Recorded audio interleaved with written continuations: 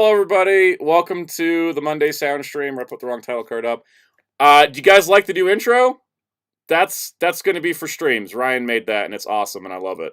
So happy 50th anniversary, Soundout. Thank you, Ryan. That was like, he sent that to me, and I was like, that was the coolest thing ever.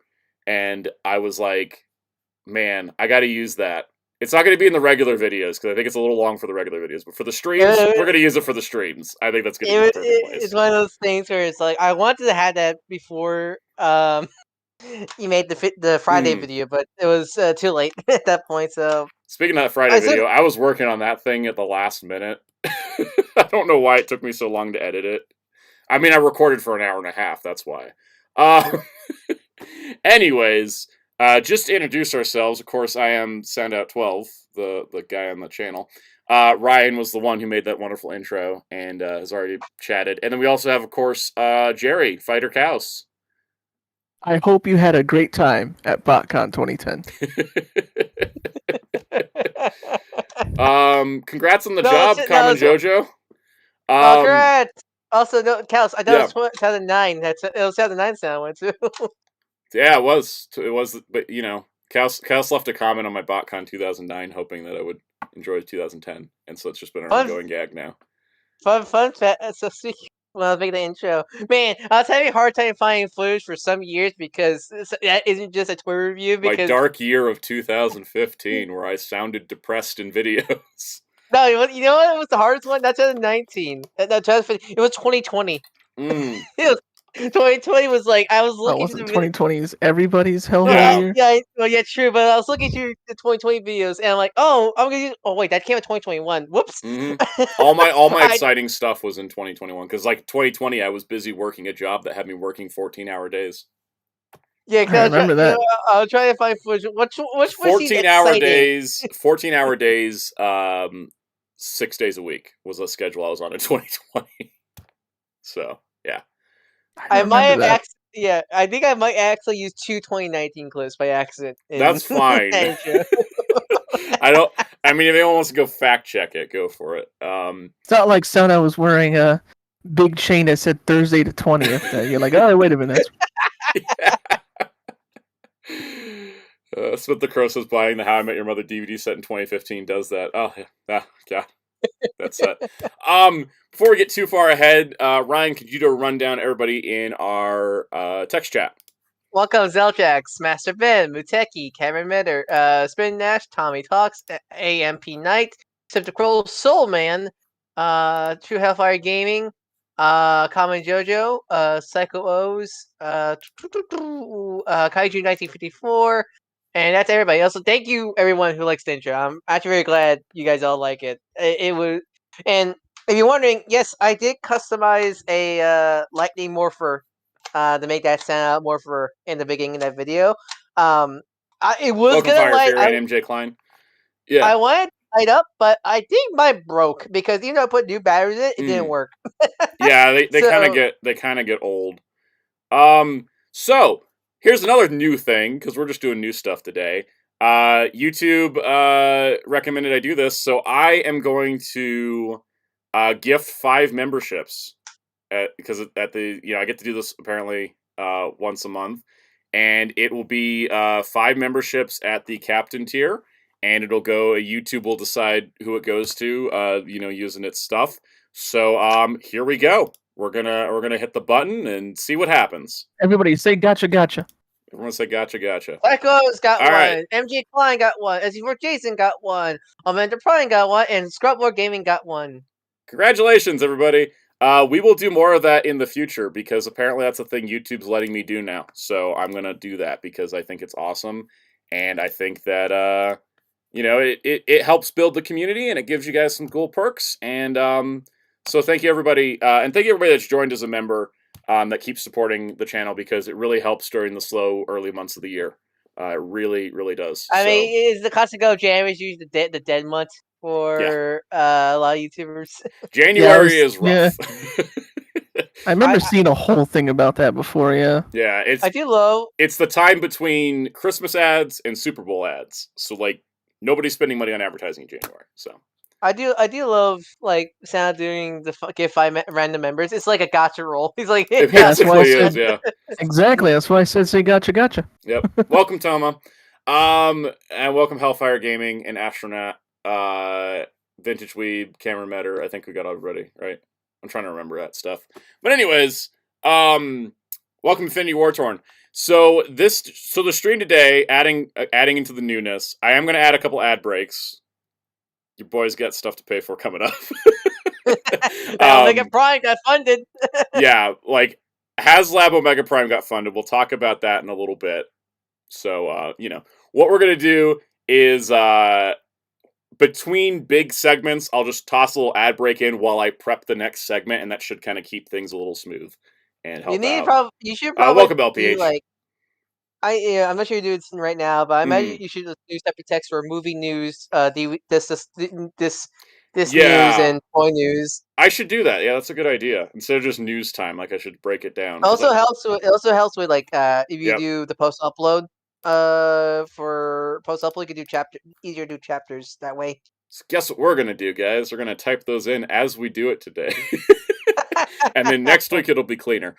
First things first, on the channel, not the live tab. I was on there for other reasons. Last week on Soundout12. Last week on Soundout12, I reviewed the Massiverse fight card game. I guess I should have put fighting card game.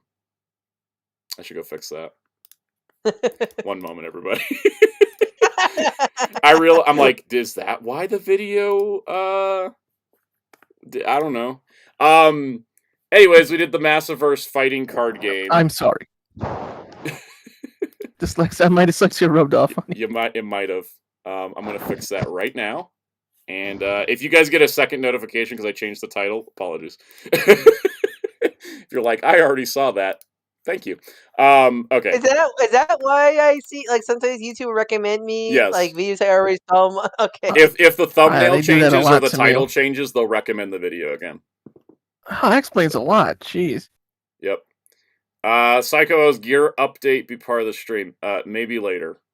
Maybe next week. While you're doing that. All right, it's updated. I was gonna say we got the Massiverse card game video. Thanks to the guys at Radiant Black and the Massiverse Black Market Narrative for sending that out. That was fun to cover. I'm not sure you purposely did, but wasn't this week? Well, last week. The 3-year anniversary of Radiant Black? Or? The 3-year anniversary of Radiant Black was like a couple days ago. So it was like a happy coincidence. Unless you did that on purposely, it was happy coincidence. Yeah. That then. And then Friday's video was the 15 years on YouTube reacting to old videos, which people really enjoyed. So I'm glad that you guys enjoyed that. Nice memory down the lane. And as Jeremy Carr said, don't forget to hit the like button on the stream. It helps the stream get out to more people, and more people get to see this awesomeness. So. Yeah, we had a good packed stream today. There was a lot to talk about. Before we go into news, how's your adventure with the 10th Doctor run? I have finished my adventure with the 10th Doctor. David Tennant has said goodbye to me for now, and it's okay. I know he'll be back.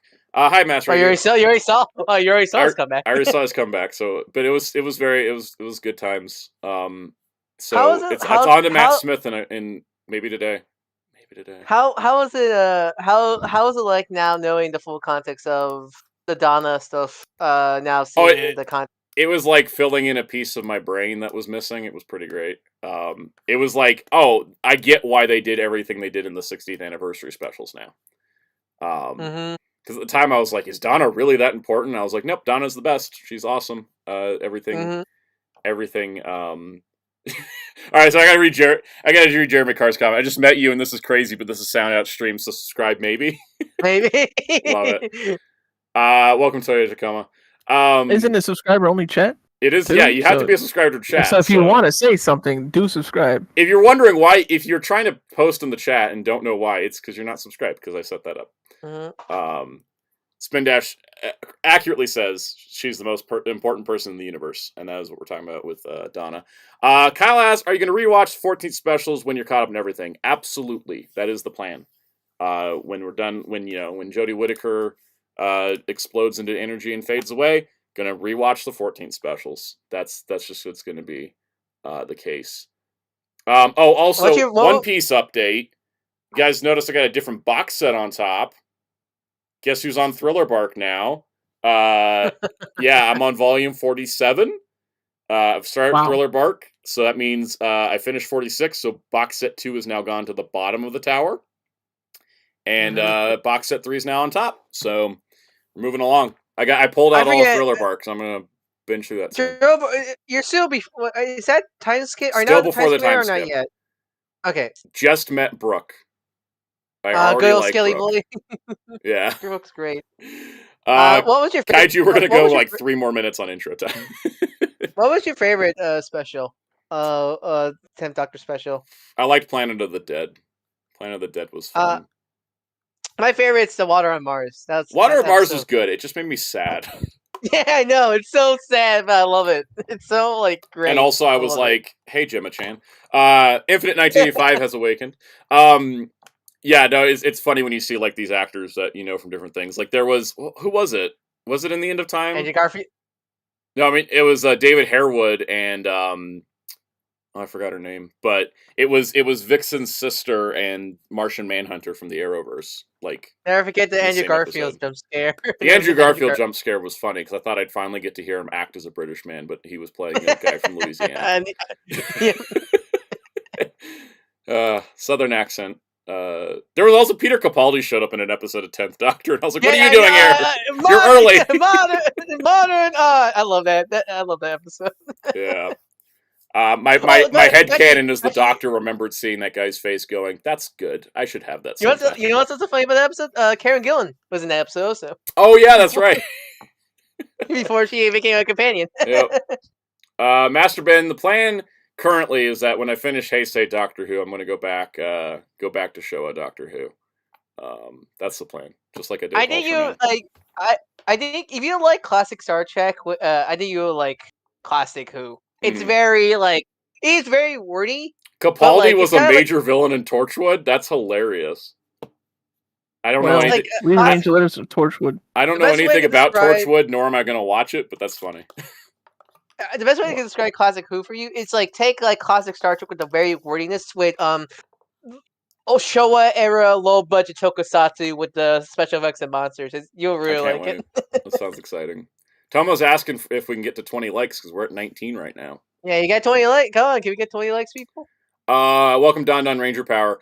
Yeah, the other plan too is Sarah Jane Adventures is going to be, I think, after you'll really love.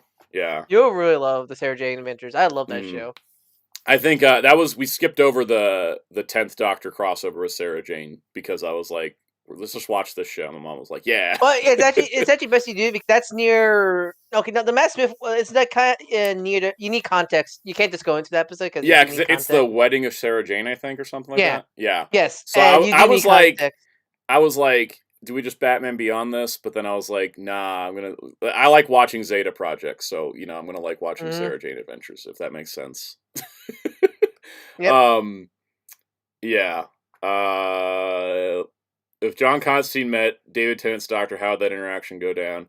I think it would just implode because David Tennant would talk about all the other people he knew except with different names, and then John Constantine would be really confused. Like, what do you mean Martian Manhunter was a guy trying to exploit time travel? I don't know. Are you sure? Because we do John's used to stuff like that. He probably would just shrug it off. Yeah. Well, if he isn't drunk. That's true. There is not a show called the ZZ Project, but ZZ Top should do a documentary called that. It's a free idea. Right. Welcome Soul Man to Sound Squadron Rookie. Thank you for joining. If you guys join as a member during a stream, you get a special shout out. So go for it. Let's see. Toma K says, I like the meetups you can find on YouTube. 7 and Ace reuniting is my favorite. Yeah, I love stuff like that. When you get characters interacting. The Double Zeta Project. All right. I think we've done enough intro time. It's news time. News time. I'm just going to keep news time just for these first 3 topics. It's just some random Hasbro stuff I want to talk about. First things first, the newest Marvel Legends Spider-Man the Animated Series 2-pack is Daredevil versus Hydro Man. Toma gifted a membership. We're going to wait one moment for it to go to somebody. As Cameron Miller said, let's get this party started. And Infinite got it. Yay, Infinite. Thank you, Toma, for gifting membership. Really appreciate it. There's something I had to mention about the Hasbro thing. Go for it. It says news time, and it's about Hasbro. And some reason, speaking of dyslexia, I read Hobo Time. That's it. That's what you gonna be. You That's keep gonna be going about Hasbro in a year if they don't change themselves. it. Soulman says my favorite Tenet episode was Gridlock. That one was amazing. That was the kind of episode I love. All right, so this is another 2-pack that doesn't make any sense. Just like the Symbiote Spider-Man and Carnage 2-pack that kicked off the whole animated Yeah, series thing. these two never fought. These two never fought. They never met each other. But you know, they come with a lot of stuff, which is nice. I like these hands, these open hands on Daredevil. I'm tempted to buy this whole thing just for the open hands. I never was too big on the shell shading Hydra does, but I think this is on the few exception because I think there's some figures with the shell shading really good, like the Venom. I think it's one of the good ones because I think it's one of those characters. I think with characters with shell shading, it needs to be like a consistent shell shading, and Daredevil usually has a consistent shell shading like this. And I am just he looks like this in both the Spider-Man and the Fantastic Four shows.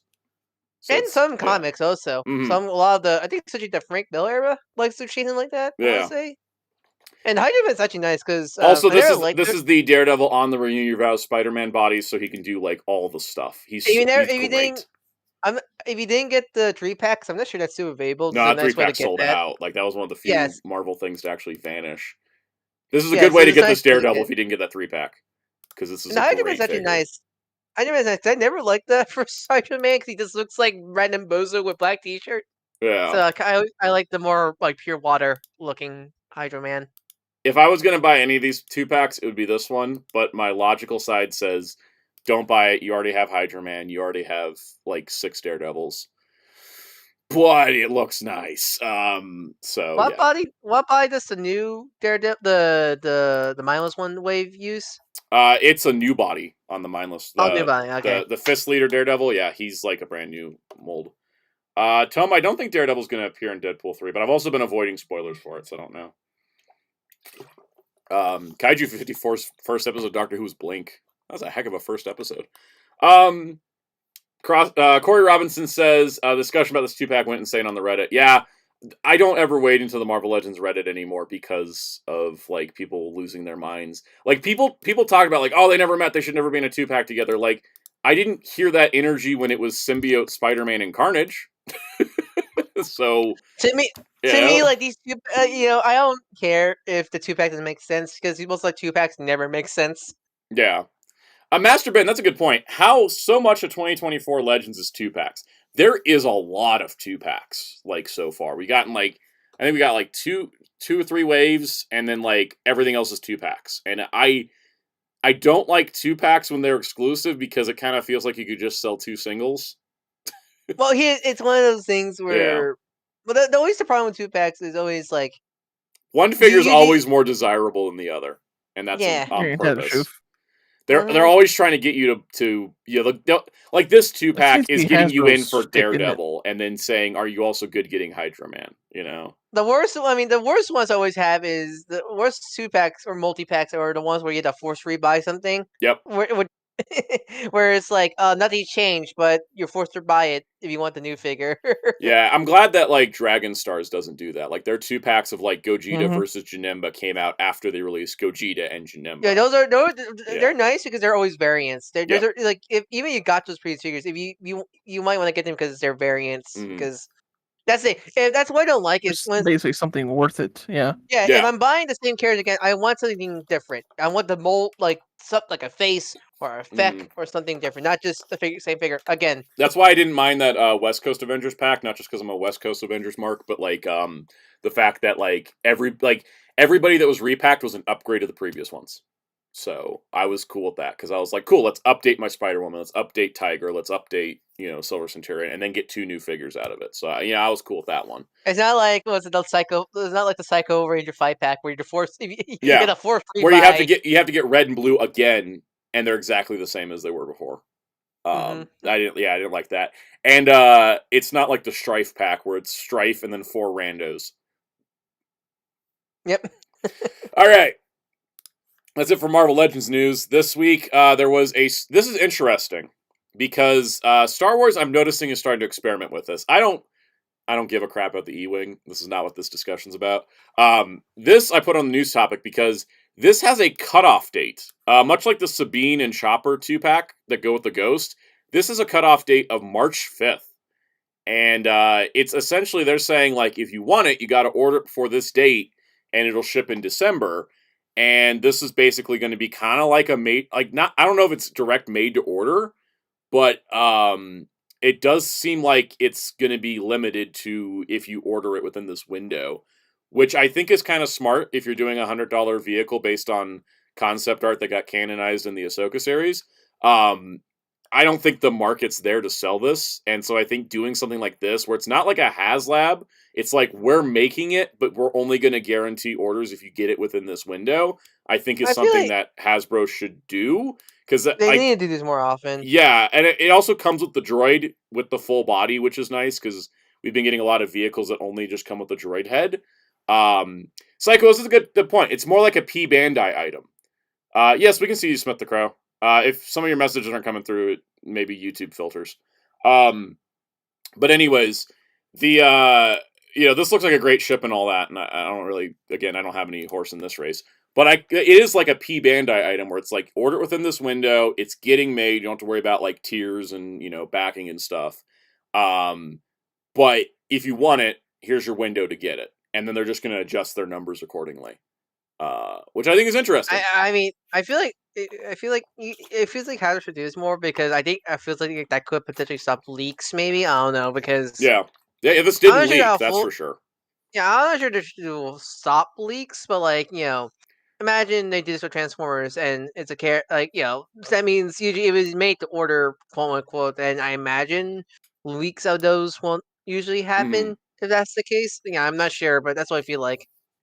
Yeah, Hellfire, great point. There are many Transformers figures benefit this made-to-order style instead of banishing it to Walmart exclusive and no one ever sees it. Yeah, I agree.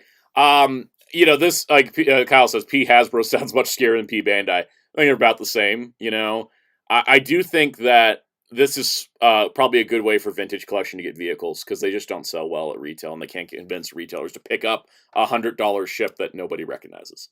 They should do this for the Titans, I feel like. I feel like that might $100. Yeah.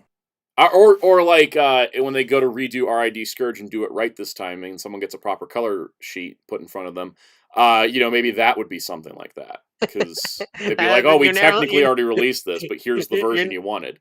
You're never letting that go, are you? I'm never letting the Scourge color problem go until they fix it. We sit over here getting like a perfectly colored detritus, but yet we can't get RID Scourge. Like, it's... They can figure it out. And then I think I finally hit a breaking point with G.I. Joe. We have some leaks. These haven't been formally announced yet. But the Mad Marauders subset, which started with a Mad Marauders barbecue last year that I skipped, is continuing. There is Mad Marauders Sergeant Slaughter, who, of course, is the leader of the group. Yeah, it rhymes. They used to be called Slaughter's Marauders back in the day. All right, even better. Is he a slight is he a release of the original Slaughter? Yeah, it looks like he's got the same accessories. I think they added some dumbbells that came with Big Boa. That's kind of neat. That's actually nice, because I regret not getting the Slaughter when he came out, so I might get this in this case then. Yeah, so this looks like a great re-release. Personally speaking, I cannot do a fifth subline, because right now we have Python Patrol, Tiger Force, Night Force, Crimson, and now also Mad Marauders. And I think Mad Marauders is the point where I'm just like, I'm not gonna. I didn't buy Barbecue, but if you want to get Sergeant Slaughter, absolutely great way to get him, because I think the color scheme works for him too. Well, what's nice from what I've seen of the G.I. Joe, this is not all the time, but from what all these other sublines, they're nice kind of re-releases or pre-release of certain characters, because like, Barbecue... Most of the exclusives are variants. The Barbecue's interesting, because the regular colored Barbecue was at Target, and then the Mad Marauders was at retail.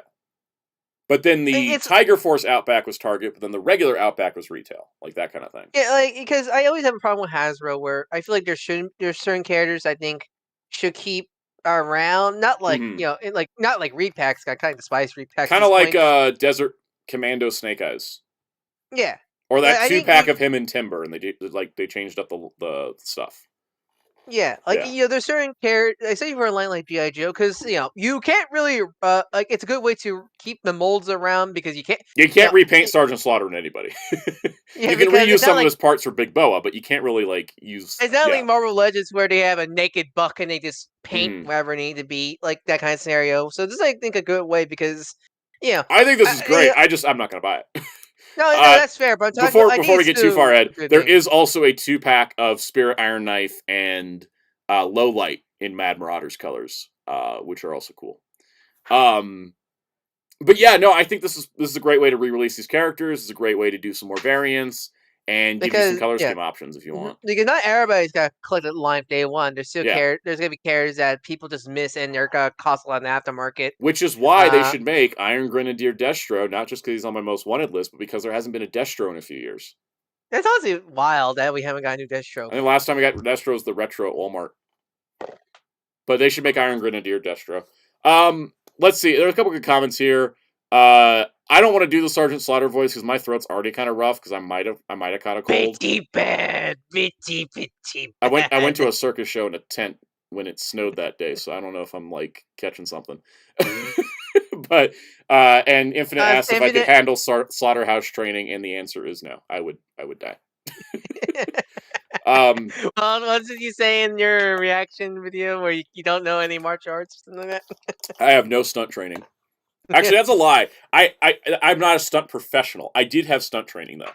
I was in a short film as a background actor, and I had to do stunt training for like 3 hours, and I actually did it. But and they didn't actually end up having me film anything where I had to hit anybody, and I was like, so what was the point of the 3 hours of stunt training? Good self-defense. Yep. As long as the person decides to step a foot forward, so I actually hit them. But anyways, these are cool. We'll talk about these more when we have more images. Massive, at least you were Sunfire. That's true. I wasn't. Yeah, luckily that wasn't. Well, my uncle who just gets hit with chairs because he was a stunt man. I know. I was telling because Kaus's uncle was did stunts for movies, right? Yep. And I was Schwarzenegger. Yeah, like what was the biggest movie he did? True Lies. Schwarzenegger. Yeah. And Jamie Lee Curtis. That one just got a 4K, I think. It's 4K Blu-ray coming out. Anyways, so the thing was, I was telling Jerry about how in the Echo series they VFX'd a chair hitting a dude, so that way he wouldn't get like injured. And then Jerry, what'd you tell me about your uncle after that?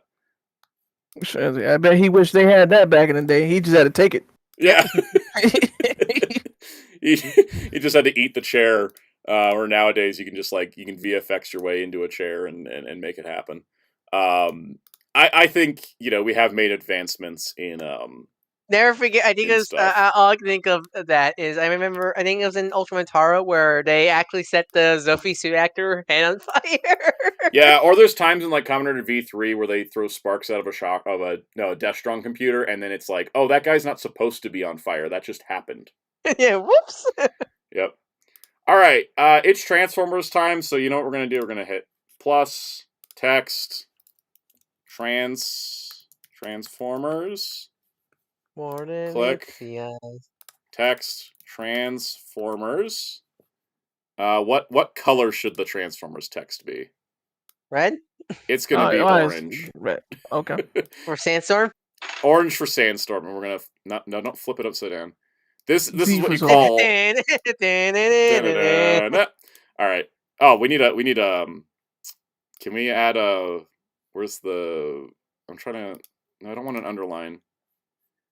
Where's the? I'm trying to figure. I can't remember how to do the drop shadow, so you guys could actually read that. Oh, here we go. Drop shadow. There we go. All right. Cool. Transformers. We're gonna be doing this. All right. So, here is. So we actually got Transformers reveals. We've been complaining about no reveals, right? Like that's been a continuing segment for the last 3 weeks. And you know what? They started reveals. And guess what? They started with something that hadn't leaked, and I got to give them credit because they're actually looking. They could have been like, they could have rolled up and been like, "Here's Chromia," and we would have been like, "Yeah, we know." But like, instead they gave us, excuse me. Instead they gave us Legacy Sandstorm. So this guy Let's look at his pretty promotional pictures, because I think he looks amazing. For those that are unaware of Sandstorm as a character, he isn't much of a character. He's at least a cool robot design. You got a focus episode. He got an episode. Right. Yeah, that's true. He did get an episode. We're okay with G1 in the Align Muteki, just as long as we're still getting other stuff. It's my same thing with Mighty Morphin. I'm cool with it in there as long as we get other things. So Sandstorm here is a triple changer, and this is his first new mold toy since G1. Yep, because the Drilling Dirty one was a heavy remold, but still a remold of Springer. Yep. So here we've got him. He's got a cage for a weapon, and I'll talk about why this cage is the most brilliant. Let's bump a Voyager to leader by throwing in accessories thing in a moment. I mean, I think engineering-wise, he's definitely probably a leader. Yeah, he's definitely one of those leader class because of engineering, not leader class because of size things. But he looks amazing. And here's his Dune Buggy mode. Do you guys notice how the cage is the roll bar cage for the Dune Buggy's engine? Oh, that's cool. And then when you switch him to helicopter mode, which looks very awesome, it's like we'll talk about this in a moment, but you switch to helicopter mode, and where's the pictures, guys? TFW missed the picture. Anyways, in helicopter mode, the cage is the emergency pickup thing. Question about this guy. Yes. Does he come with the Tekken 8 final boss Hellscape background? I wish he did. I want to pose mine like that. Look at it. It's beautiful. It's so because the background, the film, like the toy product they play, it looks like they did leftover Kingdom sets and they just want to reuse it. Yeah. I was to answer a question. Psycho was asked if Sandstorm and Springer meant to be the same mold, and as Murat Alex said, the Thrilling 30 mold is the first Sandstorm to be retooled from Springer. That they were separate molds back in G1.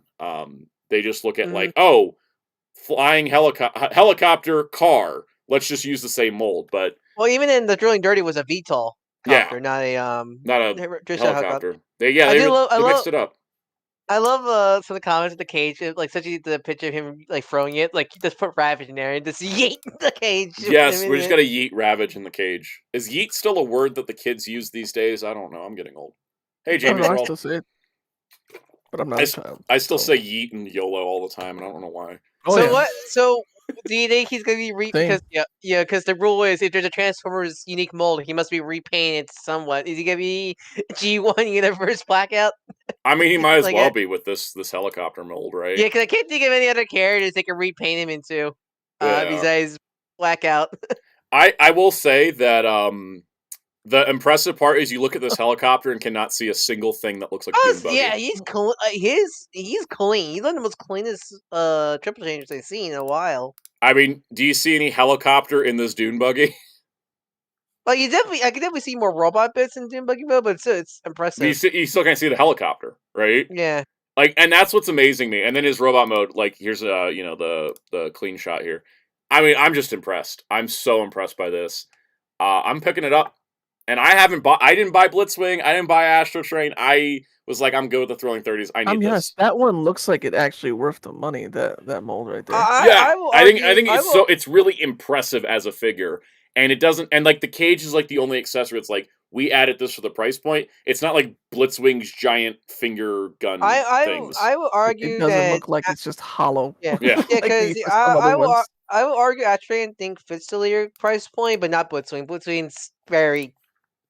Having had Galaxy Shuttle, I wish that Astro Train mold was more interesting. It's fine. Blitzwing doesn't feel like a leader though, and I never even bought it. He's too chunky. He's too not chunky. Use a lot of cheaty parts for him, which I don't like. Also, people have pointed this out. It is a working winch because there is a little gear system that's down here, just under the helicopter. Gimmicks are back. Gimmicks are back.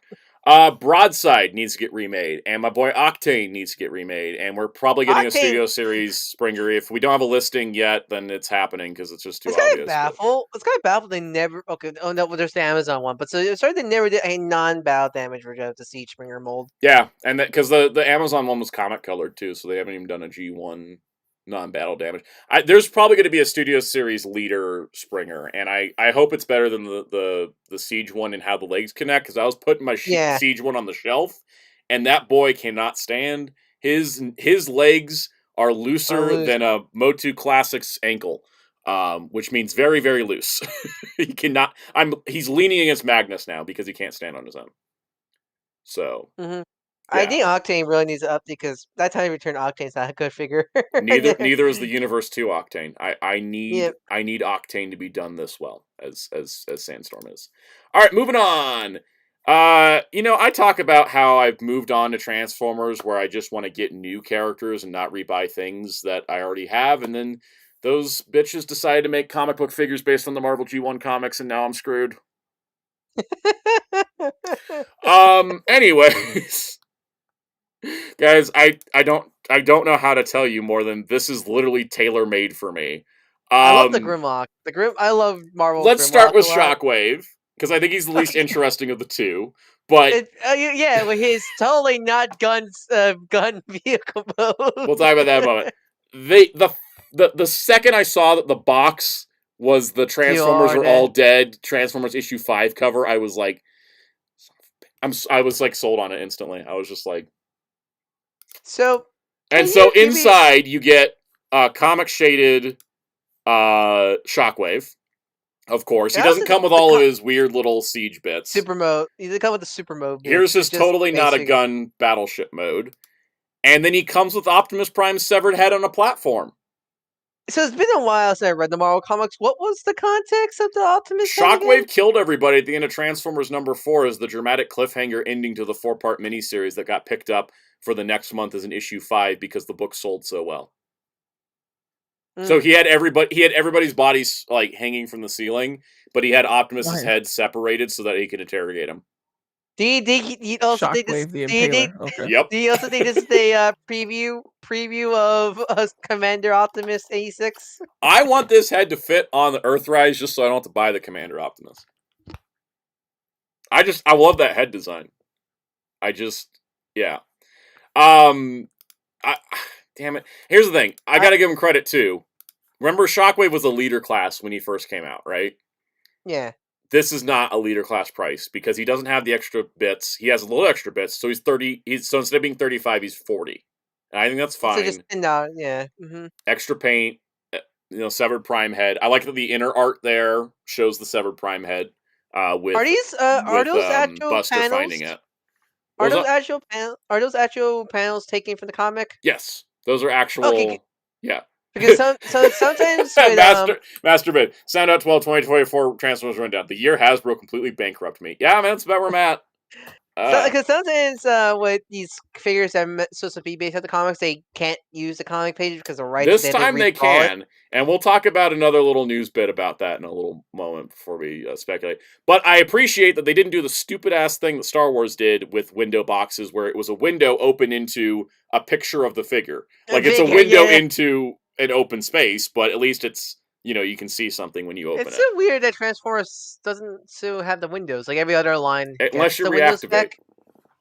Yeah. So it's kind of weird. I still don't understand that. All right, now the one that everyone went nuts over was the Grimlock. So, this is and now the Dinobots cover. I love Danny Falconer. Yeah, but exclusive cardboard. Yeah, exactly. So here we got Grimlock. He's leader price. I think he's 60. They did bump him from 55 to 60. Because he does cover a lot more than the original. Yep, I love that it's got the really kind of jank ass art of. I keep saying ass this stream. I apologize.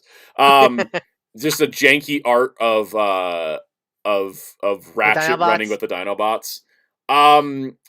Spin Dash. Both of these are repaints of the existing molds, with the Shockwave being Siege, and then the Grimlock being Studio Series. But Grimlock, first of all, look at the Dino mode. Beautiful, beautiful. He comes with the crown and 3 swords. So everybody is like, when are we going to get the swords for the Dinobots? Look, you're getting the swords because these are the 3 swords to go with. Let me see if I get the names right. Grimlock, Slug, and Snarl. And Snarl, yeah. So, or is it Sludge? It's Sludge because Snarl came with a sword. No, yeah, Sludge. Yeah, Slug and Sludge. Yeah. Slug and Sludge and Grimlock. So that's their swords. I keep getting the two mixed up because we can't say the old name for Slug anymore. Yep. And then also, you see this little chip that's missing from Grimlock's sword? That's accurate to the Marvel art. Oh, wow. Yeah. So Smith the Crow's here's the comics thing great. out. I'm gonna highlight it without saying it because I don't know if I'm gonna get in trouble on YouTube, but I love it. So Santa, it's the biggest question. Will you instantly buy a horribly fused Ratchet and Megatron figure? They release one. I will steal it from the factory. That's a joke. I'm kidding. Of course, if they do the Help Us cover homage from the fusion of Ratchet and Megatron, I'm gonna buy it because I love that issue. Right, That was I gotta tell you guys, that was the first issue I ever read of the Marvel Transformers comic. Was the one where Ratchet and Megatron were fused into a horrible abomination, and Optimus was trying to decide if he had to kill it. so okay, they can say they can't transform. They can make that Build-A-Figure. Works for me. You know, I also because the thing is, I also want other these repaints. This Marvel line is just got me going. Straxus and Thunderwing now. You know what I want? I need both. They got to be new molds, but I need both of them now. They're my favorite Decepticons. Yeah. You know what I want? I want extra super detailed Greebling cosmic Starscream. Yes, we need that. I mean, they could use the Siege mold as a base for that because it's already got all the Greebling. Yeah, but he has even more Greebling on him. Now the thing is about these, I'm in for both. Not everybody's going to be into these, and that's cool. But legitimately, when I say this, and I say this probably to my grave at this point, Energon universe included, my favorite interpretation in G1 is the Marvel comic. So anything that panders to that for me is gonna get me. And son of a gun, these got me. I think what's also nice is the cell shading actually looks good. It does. It actually looks like kind of how the comics are colored, which I like. It's got intention, and it's not just random. And yeah, Marvel US, because I never read Marvel UK. It's a bit too confusing to track down. Anyways, Jerry, you got any thoughts on the comic book Transformers? No, I love that packaging, and I love the Grimlock's. I love Grimlock's crown, and the Shockwave. Well, I love his packaging. The color I want the comic Optimus to come with an exploding head feature, like when he loads the video game. Yes. Wish more toys came like this with this packaging. Honestly. Cameron says, "What's your favorite Transformers Marvel comic?" Matrix Quest. I know that's 5 comics, but I love Matrix Quest. That was the whole thing was each issue was a different genre. I love that stuff. That's what you do comics in. Who's your favorite Marvel? Who's your favorite Marvel Marvel character? Marvel Transformers character that you instantly buy? You'll be instant buy if he does it. Thunderwing's my favorite. My favorite dude in all of Marvel G1. He's so much more interesting. He's the most interesting G1 Decepticon because of how they characterized him. As everyone thinks he's a mercenary, but he's no, I want the Matrix of leadership, not because I want its power, I want its symbology. It's yeah, that's his whole thing. Is that he doesn't want the Matrix for its power, he wants it for the symbology of I'm a Decepticon who took the Matrix. It's great. Yeah, Underbase Starscream is what we were talking about with the Super Greebly Starscream. Thunderwing would have to be a commander class to be the right scale, I think. And I'm cool with that. And then they can repaint him into Black Shadow, so he's got repaint potential. I don't know what you do about Straxus. I know he's a little harder to do. I just don't want that weird thing that they proposed with Straxus. So, how big was that Grimlock, anyways? This Grimlock's pretty big. He's pretty big. He's an actual substantial leader class. So he's I just put the regular one on the shelf, and I was I'm gonna swap you out for a comic one. Yeah. One can be in Dino mode, and one can be in Robot mode. Oh, that's a good idea. Yeah, there you go. Yes. Because Grimlock in the comics spends more time in Robot mode than Dino mode. Yeah, because he's not comic Grimlock is not me Grimlock. He's a tyrannical ruler. Yeah. In the comic. Corey Robinson says, I'm going to say screw it and buy comic Grimlock instead of praying for re-release. That's a smart idea, because if they were going to reissue Studio Grimlock, they would have done it by now. Yeah. I think this is going to be the one for the anniversary. Anyways, other things I love about the Marvel comics, I love Thunderwing. Let me just go top 3. Second favorite characters, Nightbeat. Third favorite, Skids. That's why I was so psyched when they did Legacy Skids. And it's good car wash. Yeah, the car wash. Oh, God, I was just like, you were like car wash, and my brain had to remember the sexy car wash panel, and then also Ratbat's car wash of doom. Yes, of doom. Yeah. I could talk about the Marvel comics for an entire live stream, and I think we should move on. Let's see. Infinite. I don't know if we'll get Devil Gigatron as a Haslab, but I think it could work as a commander.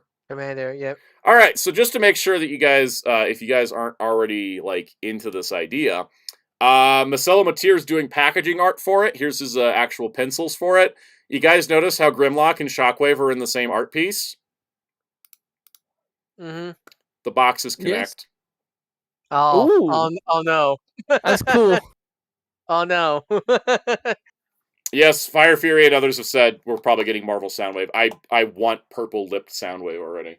yeah, purple, new head with the lips and everything. I tried zooming into this picture to see if there's anything on this edge of Grimlock, like how people do with the Star Wars figures. I couldn't make anything out that's concrete, but like... I mean, his leg is cut off. Like, it's not fully there, so... I was like, maybe I'll just get Grimlock and skip Shockwave, and then I saw this, and I was like, nope, never mind. Yeah. God, I don't need more boxes that I can't throw out, but here we are. Kyle says, will the spine actually continue or die like the DC directed DVD videos? Find out in the next episode of Dragon Ball Z. Yeah, that's a really good toss-up, actually. Okay. Will Santa lose his mind once again from inconsistent packaging art? Find out next time. If you guys are like, Soundout, why didn't you buy like animated Optimus and Bumblebee? And I'm like, because I bought Shockwave and Grimlock again. That's why. Okay, decisions had to be made. Okay, then we got some promotional images for Voyager Origin Wheeljack, which is now up in the air as where he's coming out. Because Buzzworthy's dead. Buzzworthy's dead, which we knew for a little bit now. This press release does not say Target. Exclusive to Target, just that it's available in spring 2024, and that it's going to be $34.99. But I don't think he's going to be a normal Wave figure. I'm pretty sure. Yeah, I don't know what's going on with him. Unless because usually there's two. So in terms of Wave 2, like United, we know Gears, Chromia, Rockcopter, and I don't think we know the fourth. It was supposed to be Sure Shot, but there was rumors that he was pushed. And then Voyager-wise, it was supposed to be Cybertron, Starscream, and Silverbolt. They've revealed Silverbolt, but we haven't seen Cybertron, Starscream yet. So I doubt he's like the way made of Silverbolt then, because unless they push Starscream. Yeah. Or they make him fan channel. That's a good idea, Kyle. Yeah, that was thinking. He's probably gonna be fan channel because we haven't got a Gen Selects in months, so I don't know if Gen Select either dead. I'm starting to think he's not going to be at Target. Yeah, I think that's because the bees are dead. We finally thwarted the bees. Yep. Muteki, I think I saw the listing said Cyber Starscream, so that would be Cybertron or Cyberverse, but it wouldn't be Cyberverse. It's probably Cybertron. I want Cybertron. Will said sound when he buys 3 versions of Bumblebee, and they all versions for him for the Marvel Comics. Yeah, if they make the Action Master Bumblebee, that makes 3. Because there's Bumblebee, Goldbug, and then Action Master. Do you guys know the story of how Bumblebee became Goldbug in the Transformers Marvel comic? Should I tell the story? I don't. Okay, all right. It's not the same as G1. It's the G1 not the same as the G1 cartoon whatsoever. So the reason why Bumblebee came back as Goldbug was because they had a crossover with G.I. Joe, and the first thing G.I. Joe did upon meeting Bumblebee, who was surrendering, was blow him to pieces. And then he's just dead for like 20 issues, and then they rebuild him as American Goldbug. Hero. Yeah. I have a feeling. Real American hero. Shoot first, ask questions later. Exactly. A part of me feel like that's gonna happen in Scott and Airjohn universe. I just walks by, gives a thumbs up, walks away. But I have a feeling it's gonna happen in Skybound. There's a good thing where that universe. Larry Hama going, I hate the Transformers. I mean, it's true. He literally made sure that G.I. Joe versus Transformers wasn't canon, and that when they forced him to put G2 Megatron into the G.I. Joe comic, he literally just referred to him as that talking robot. And then as soon as Megatron was out of that book, no one referred to the incident ever again. Cameron says that they made an animated series of the Transformers Marvel comics. Would you watch it? Yes. I don't think they ever will, because those comics are insane on levels that Hasbro does not want to touch anymore. What do you mean you killed off Optimus Prime because he lost at a video game and Megatron got mauled by the Predacons? It was funny because the comics just we got to kill these two because they're out of the movie, right? So they Optimus dies cheating at a video game. He blows himself up because he's I cheated to win. And then Megatron got attacked by Predaking. The Predacons tore him to pieces. And that was it. And then they moved on. And they did not introduce Rodimus and Galvatron. And then Galvatron didn't show up till way later. For a time, the conflict was Grimlock was leading the Autobots, and then Shockwave was in charge of the Decepticons, and then Scorponok was in charge of the Decepticons, and then Blaster had to wrench control of the Autobots away from Grimlock because Grimlock got them all into a primal frenzy where they were just a tribe trying to attack everything. It's also why I want Grimlock, because he was really great. He took the Me Grimlock King and made it his personality and everybody's problem. Is Keith David is he Keith wants David problems always? Yep. Is Keith David the voice of Marvel Grimlock to you? He is now, yeah. Once that idea came into my head, I'm just oh yeah, no, Marvel Grimlock would say welcome to hell. Anyways, yeah, the Autobots had a civil war basically. Yeah, there was a lot of stuff that went down.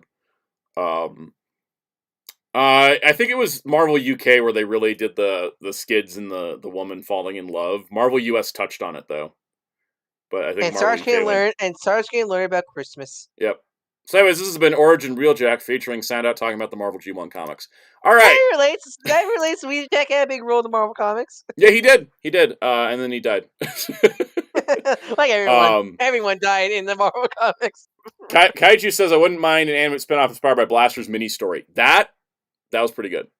Blaster's one of those characters that I'm baffled with no other incarnation touch because he's such a popcore character. I don't get it. Yep. All right. Omega Prime's been funded. We haven't reached our goal for the sword yet, but we got a shot of the painted prototype, and it looks so freaking good. And the head looks a lot better because I remember when the digital renders made the head look weird. Yeah, definitely. Yeah, but seeing the painted model, that looks great. That looks perfect. It's great to see. I'm so hyped for this. I just got to come up with the money now. I've already backed it. I just got to make sure I can afford it. Is he the fastest funded Haslab Transformer? I think so. I think he funded faster than Victory Saber and Dinosaurs. Yeah, and that's good. And I think it was TJ Omega said in a video. He's like, this funded really quick, and maybe Hasbro realized that this didn't need to be a Haslab. Because the popularity for RID was way higher than I think anybody expected. It went so quick. Nobody expected it for this show. It's Haslab because of Magnus. We talked about all that last week. If you guys want our full breakdown of our thoughts and could this be retail or not? That's all last week's stream. You can go check it out. We're currently sitting at 11,355 backers. We need 13,000 for the sword, 16,000 for the 16,000 for the space bridge stands. And yes, Daniel, that's a good point. I hope this tells Hasbro to make more RID characters, making Scourge correct.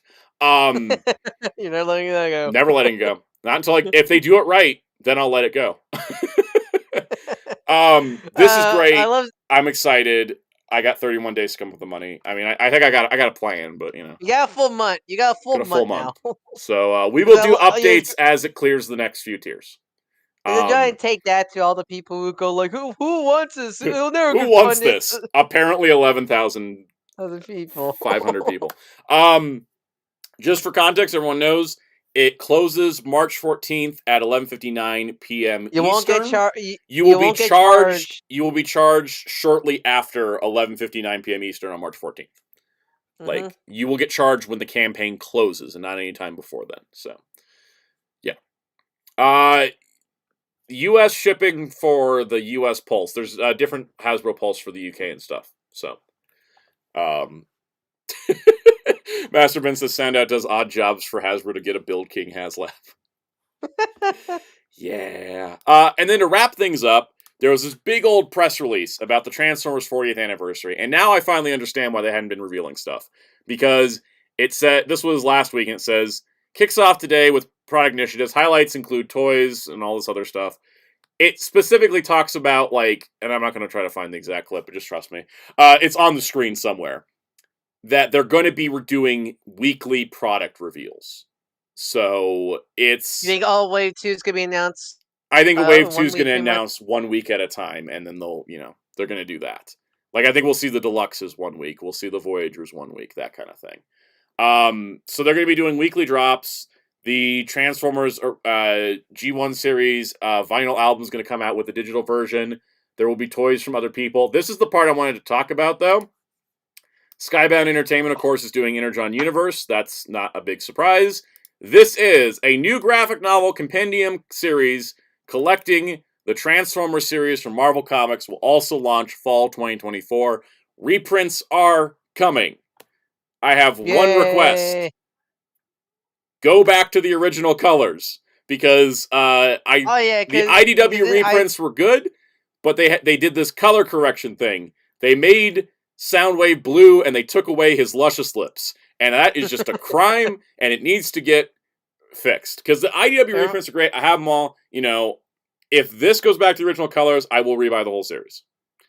We will have to wait and see, but I hope that they get that message that people want the original colors back. And hopefully, Hasbro doesn't tell them they have to do the color correction. Because that would be sucky on Hasbro's part. I think for me, I think the option is to have both. Like, one edition with the original colors, one edition with the IDW. Because there's some people who just probably just do not like seeing Mouth, Soundwave, and the purple. 2 editions would be nice. But I will say that I think the IDW reprints are still out there, so I would start with an original color one and then do like a recolor one later. Maybe in a different format or size.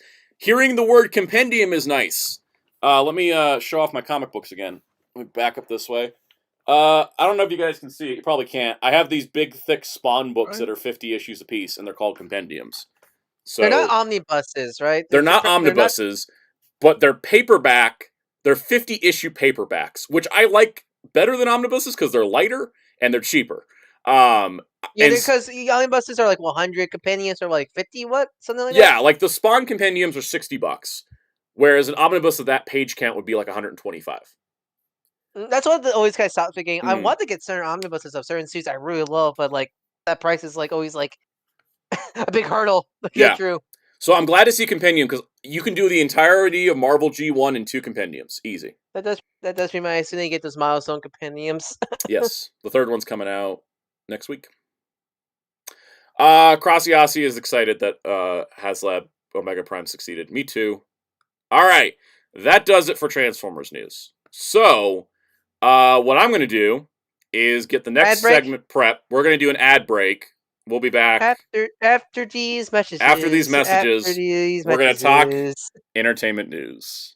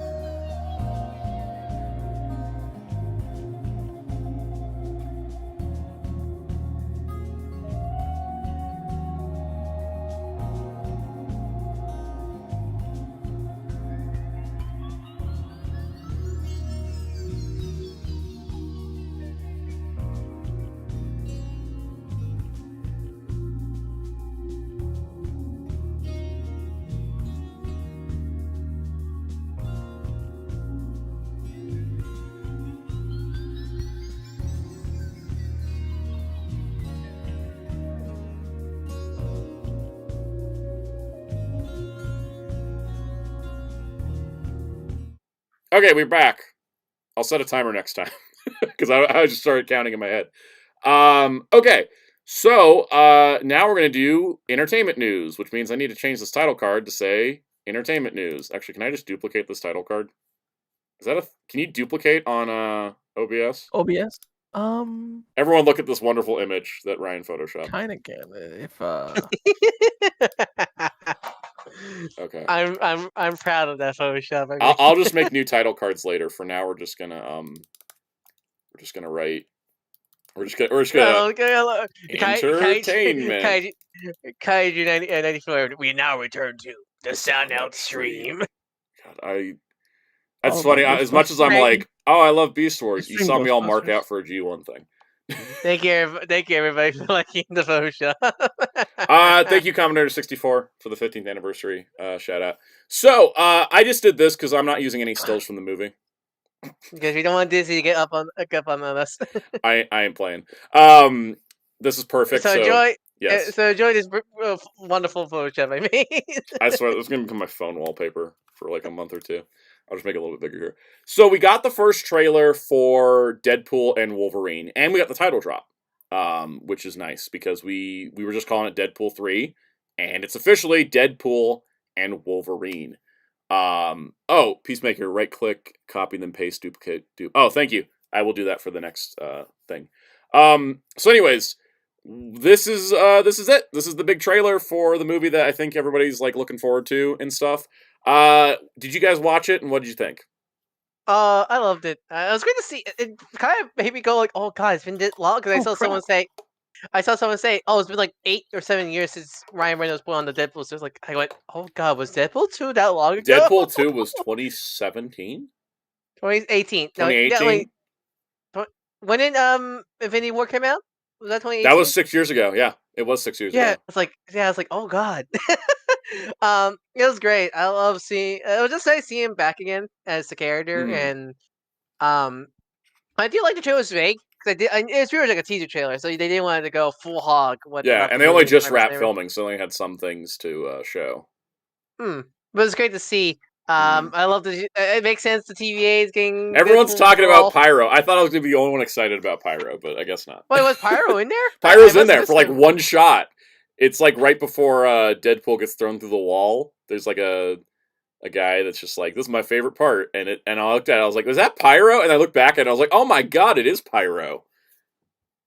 Frickin' X2's Pyro. That's great to see. But still, it's nice. It's not surprising. I'm not surprising that they didn't like showcase Logan in the trailer because I know some people were like, "Oh, we saw it in the set photos," and someone make a good point like not everyone's on Twitter all the time. Yeah, so, like they officially showed it, but I think it was a good tease because I think the gag was funnier. And then also, there's a shot of Logan as Patch in this.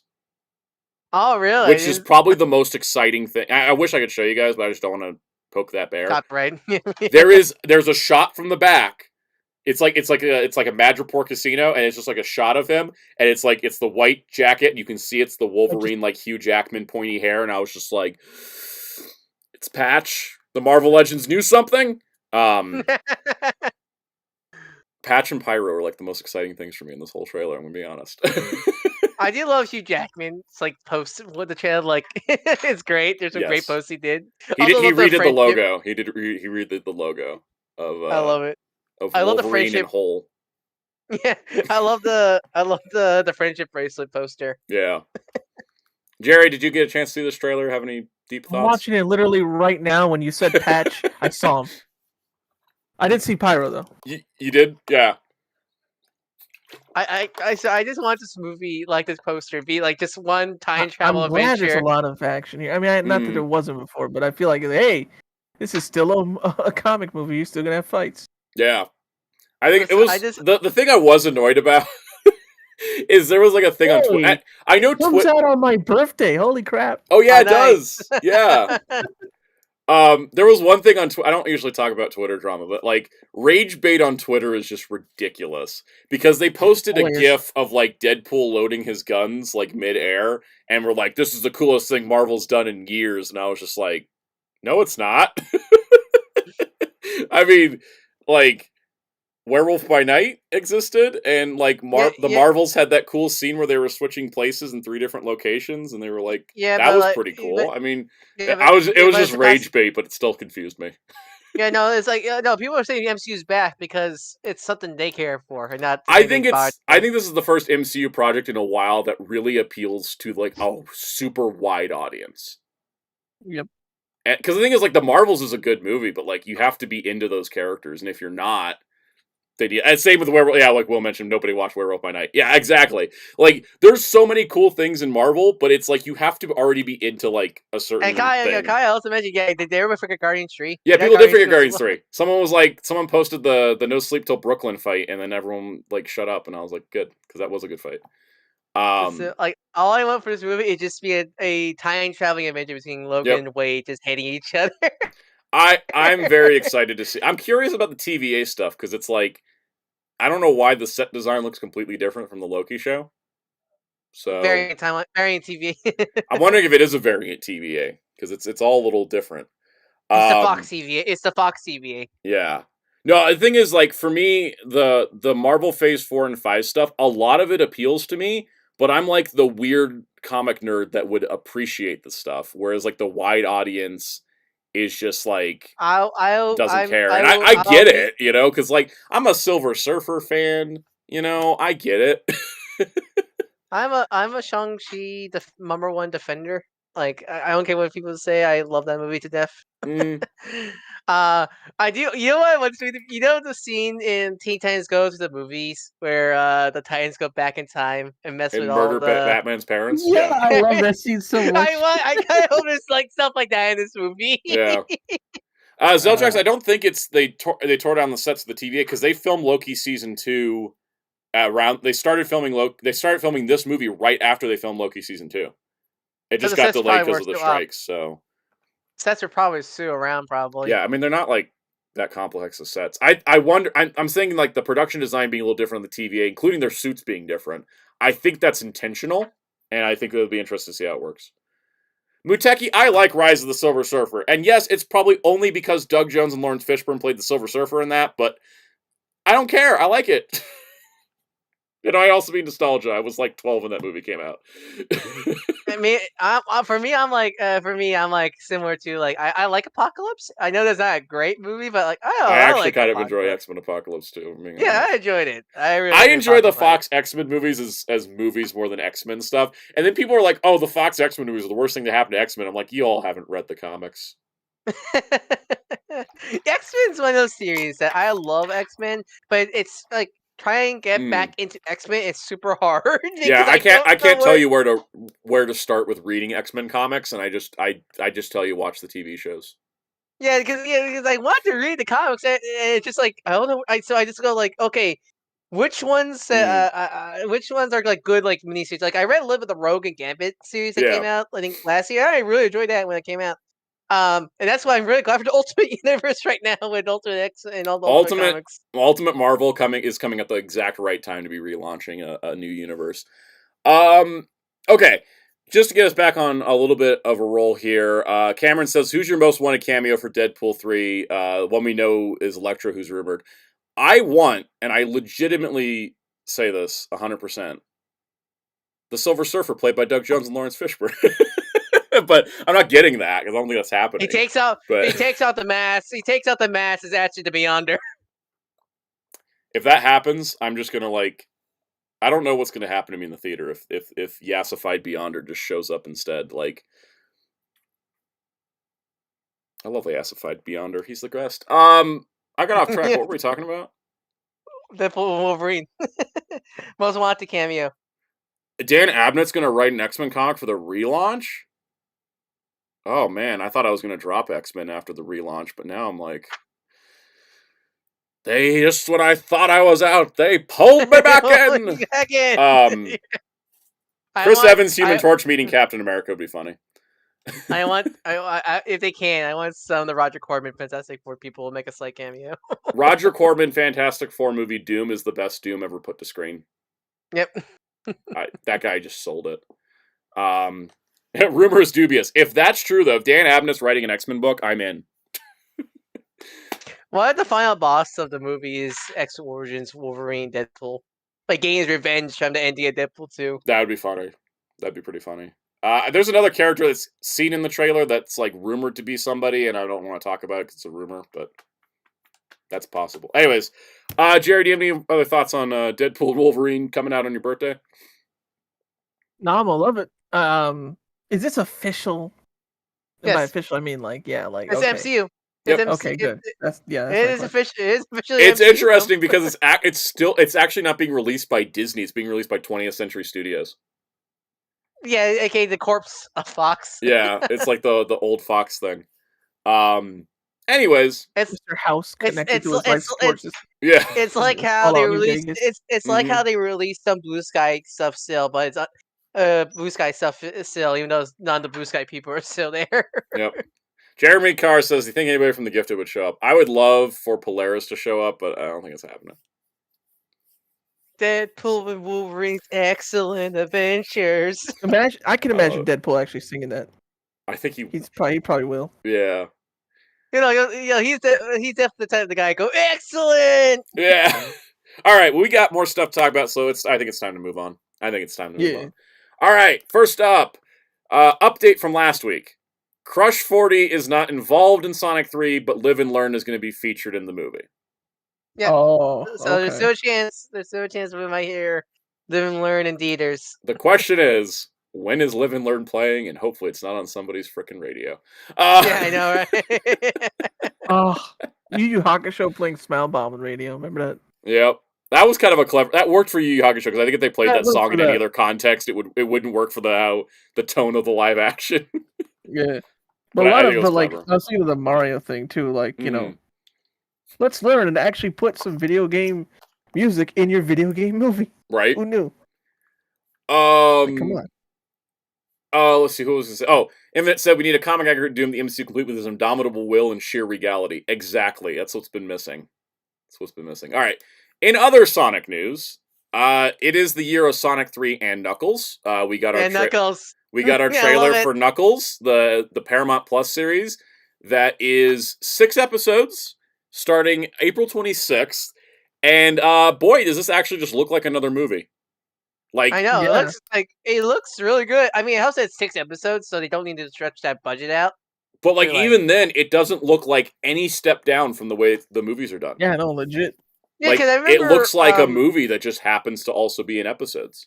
Because I remember when this got confirmed. I remember when the Blu-ray, when the Sonic 2 Blu-ray came out with the Jerome Home short. I thought people were dying. That's gonna be like the more animated style of. Yeah, that thing was like super low budget. Well, you think that shirt was also completely animated, so there's no live action element. That was like completely CG animated, where this had the CG gear in live action. But still, I was really glad to see, because I remember when the episode description were coming out, people were going like, "Oh man, this is gonna be it's gonna be Knuckles and Wade hanging out." So it's all. I mean, I was in when you said when I heard the description of Knuckles is training Wade to be a warrior. I was already sold because I love the human cast in these movies. Yeah, because I think that's the thing is with the Sonic movie set. I think some people kind of overblow the hate in the human cast, because there were it's the same thing I always hear from people like that.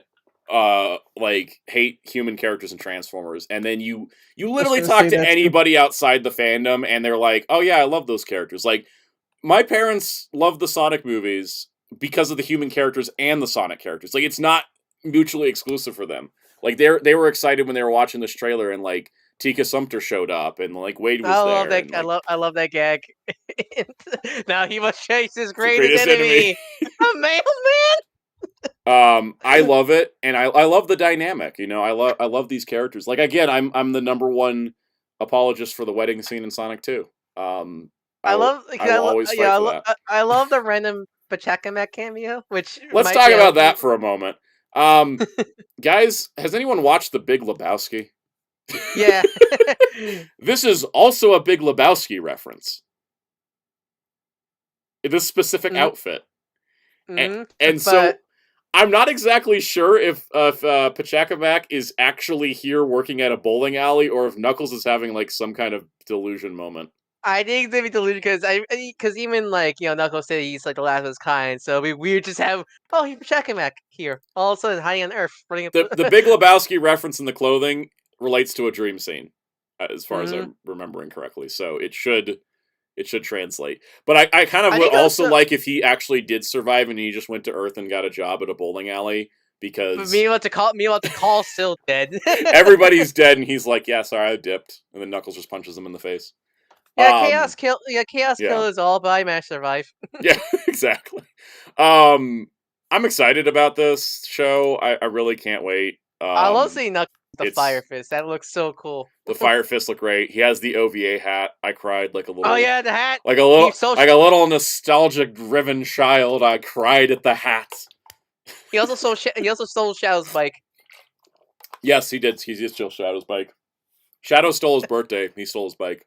His bike, yeah. Yeah, I'm curious. I'm looking forward to this. I'm looking forward to this a whole lot. Super looking forward to it. Yeah. All I'm saying is Paramount. If you release a show, because Paramount's actually really good releasing their shows on media, unlike other companies. Please do a bundle with Sonic 3 and just call it Sonic 3 and Knuckles as a bundle pack. Because it would be late with Sonic 3 coming out in December. Yeah, this would usually because what usually Paramount Plus does is it's about 6 months to it's about 7. No wait, hold on. It's about 8 months to a year after they air on Paramount to go to Blu-ray. Sometimes a little longer. Like Lower Decks is coming a little later. How much is it? Paramount? I don't know how much Paramount Plus is. I think is it $10. I think ad free is like $5 or $4 if you ad free or ad supported. You mean? So it's like if it's I'm just gonna go look it up right now. I've been paying for Paramount Plus since 2017, so I don't even know what the price is. Yeah, same. I didn't see money take out for Paramount. I was like, oh, there you go. I have been subbed since Star Trek Discovery started, so. I've been subbed since they added TMNT 2003, and was it called originally CBS All Access or something like that? Yeah, CBS All Access. Okay, I logged out. Here we go. It is Paramount Plus Essential, which is the ad support, is $5.99 a month. Paramount Plus with Showtime, which is the ad free, is $11.99 a month. So that's correct, Muteki. It's my mom and Stephen Colbert. Like Stephen Colbert is the show that my parents watch between our streaming shows like Star Trek. So well, ad I think it's like $10. Well, like without the Showtime. They don't have an option for no Showtime anymore. Oh, not anymore. Okay. Yeah, the ad supported, the ad free, just comes with Showtime now. So. I mean, not too bad. I mean, it's not too bad. I will warn people the Paramount Plus video interface is kind of crap. Yeah, it's pretty bad.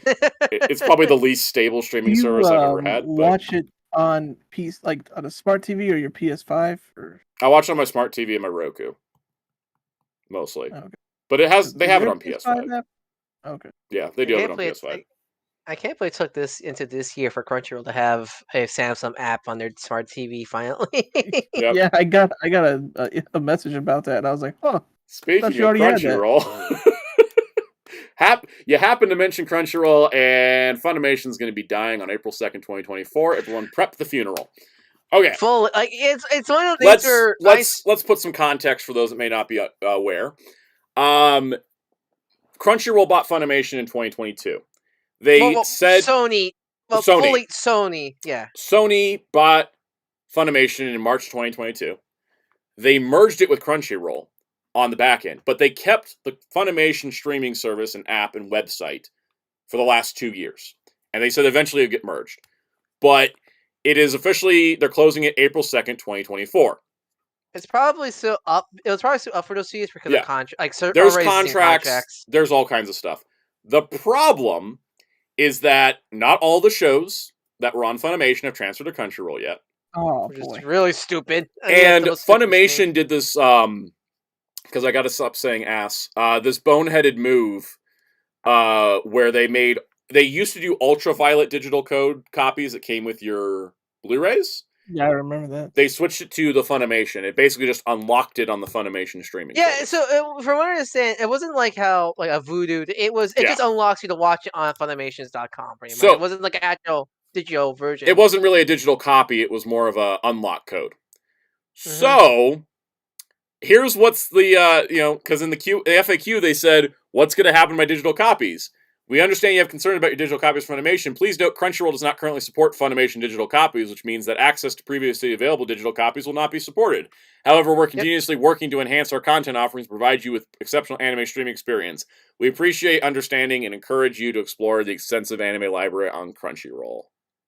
Like, I understand what we already gave you. Look, I understand why, because if one service doesn't have one, you can't easily just transfer it over. But I feel like you should get something in return. I don't know, maybe like a discount or something. Like maybe as Smith the Crow says, it does say currently. That could change. They may actually, add it to the Crunchyroll interface. But that would require them to update their website to have a video player that's newer than when they were a piracy site 10, 15 years ago. I know, right? That's the most. I hate the Crunchyroll video interface so much on computers, on apps, whatever it is. It's garbage. It feels so old and just so bad. And someone who constantly watches stuff on their site, it gets pain where just some reason just left the buffer on me. Spin Dash says, "We understand your concern. We're not doing anything." That's basically what they said. Yeah, again, I understand they don't have their own digital server, but I feel like maybe for people who got like so and so digital versions, they should get some kind of 10% discount, 20% discount on like their store or they should their subscription plan. Or they should put the stuff on digital platforms like Vudu and then give you codes and be like, get your digital copy. Yeah, and Smith the Crow brings a good point. The digital copies are never sold separately. It was only the stuff included with your discs. But I mean this, they added to the price of those Blu-rays to add digital codes. When they weren't doing digital codes, they were one price, and then they added the digital codes, and the price went up, and then they took the digital codes away, and the prices went down. So that you did pay for those digital codes. Yep, and I think that's why I've been noticing some funny releases to stop having digital codes. I noticed, like Dragon Ball Superhero doesn't have a digital code. That came out during the Crunchyroll era, mind you. So Broly did, and then Dynazenon didn't, and that was that still was branded Funimation, but that was after the buyout. Yeah, but I got recently the Aruka 7 Part 1 Blu-ray during the Crunchy clearance sale, and that's older funny. I think that's older, not older, but but that came out. Dyna did have a code. Did I just not redeem it because it was Funimation? I didn't want to deal with it. Yeah, I think. I think. Okay. Yeah, but still, it's one of the things where it's like. I mean, it's a fault for both companies because Funimation did their code stupid and Crunchyroll. It's kind of a two bads make one bad scenario here, kind of thing. Will said Crunchy becoming a monopoly is going to continue to get worse. They will never try to improve themselves because they don't need to. They don't have any competition. That's exactly the problem. The only other competition they have in terms of actual major anime streaming that isn't just also have anime on there is High Dive. But even Sentai High Dive are for more niche. You gotta be a big fan of a skew because Sentai looks are obscure stuff. So you only get High Dive if you're like a hardcore anime fan that likes all the niche stuff. So and I'd rather just buy Sentai Filmworks' Blu-rays. Yeah, so that's where the hardcore. Yeah, so that's not a major competition. I don't think High Dive is trying to be a competitor to Crunchyroll. I think they just want to, I think they just want to have their stuff out there for fans of those shows. Kind of like how Retro Crush is, where it's just got which stuff. I like. Yeah, I like it. It helps that High Dive is cheap, so I don't mind. That's why I have High Dive because I like the stuff they put out. Yep, and it's cheap, so that's good. But still, I feel like there needs to be a major. Oh yeah, High Dive had a lawsuit too. If you've been a High Dive subscriber, go claim your money. Yeah, go look it up. I'm not providing links, but I heard about that. It was it's nothing like it's not for everybody who's a High Dive member. And Will, that's a good point. It can't be competition on many titles that can come close to stuff like Jujutsu Kaisen. Yeah. Yep. Exactly. The Netflix is the only one that can compete with Crunchyroll. And that's because it's Netflix, but they're not competing market to market. They're competing general directly. Yep. Hulu / Disney has a lot of anime recently now, but the problem is the whole there's two separate the whole Hulu Disney problem. Even then, I doubt it's they're trying to be competitive and they're not trying to be entered. Mr. Tanuki brings up a good point. Mind you, this is just a repeat of Mill Creek's movie spree going on. Those are supposed to last forever as well. Exactly. Yep. That's why I just threw out half the codes I got. If buying something digitally isn't owning, then blank is blank. Fill in that sentence for yourself because I'm not going to say it out loud. But yeah, no, I think this this is kind of an inevitability. I'm not shocked by it, but yeah, it sucks. This is again the classical home. This is why home media is important. I don't want physical media is important. Like I've talked about, it's not that it has to be the only thing, but like if you want something and you want to have access to it at any time and it's available on disc, get it on disc. Right? If you really love a series, get it on home media so you can Yep. always have it with you. And as the chat said, where's Gridman Universe Crunchyroll? Like, come on, you've had it on airlines for months. It's now the new year. Yeah, I don't know what's going on. It's next month will be 1 year since Gridman Universe came out in Japan. Yeah, that's too long. Speaking of things not coming out, Coyote versus Acme's dead again. So to recap this story, the Wrap ran a great article. They did their stuff and everything. They have looked into the situation. Warner Brothers wanted $75 million to $80 million for Coyote versus Acme, and rejected offers from Netflix, Amazon, and Paramount, and refused to let them counteroffer. And so now the movie's going to be shelved again.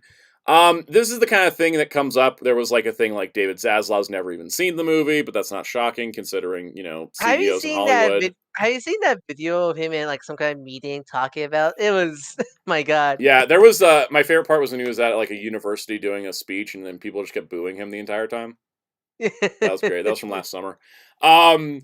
So the thing is that they want this amount of money. The studios don't want to pay that much because it's stupid. Warner Brothers is only going to get $35 million in taxes, so the studios probably offered around $35-40 million, and then they won't let them counteroffer, and they're not really interested in actually selling the movie. They want to just get their tax write-off. And it's not, I think, anything about this movie is like worth burying. I think they just don't want anybody to have Looney Tunes, but for some reason, these dumbasses won't just release the movie and then make money that way instead. Because at this point, and this is legitimately like their own cause, at this point, the hype around this movie is 1,000 times higher than it was when it was announced, because now everybody's hyped up on we gotta see it, we gotta save this movie. Like, you stick this thing in theaters, Warner Brothers, you stick it out like next month, people will go see it and it's going to make a bunch of money simply off the fact that you threatened to cancel it, which then sets a bad precedent that they're going to do that again, but it would get the movie out there, and that's the important part. You already lost a lot of connection. Like, what's the right word? Yeah, they're losing connections with people, and they're trying to get them back by cutting deals. But everybody's keeping this in the back of their mind.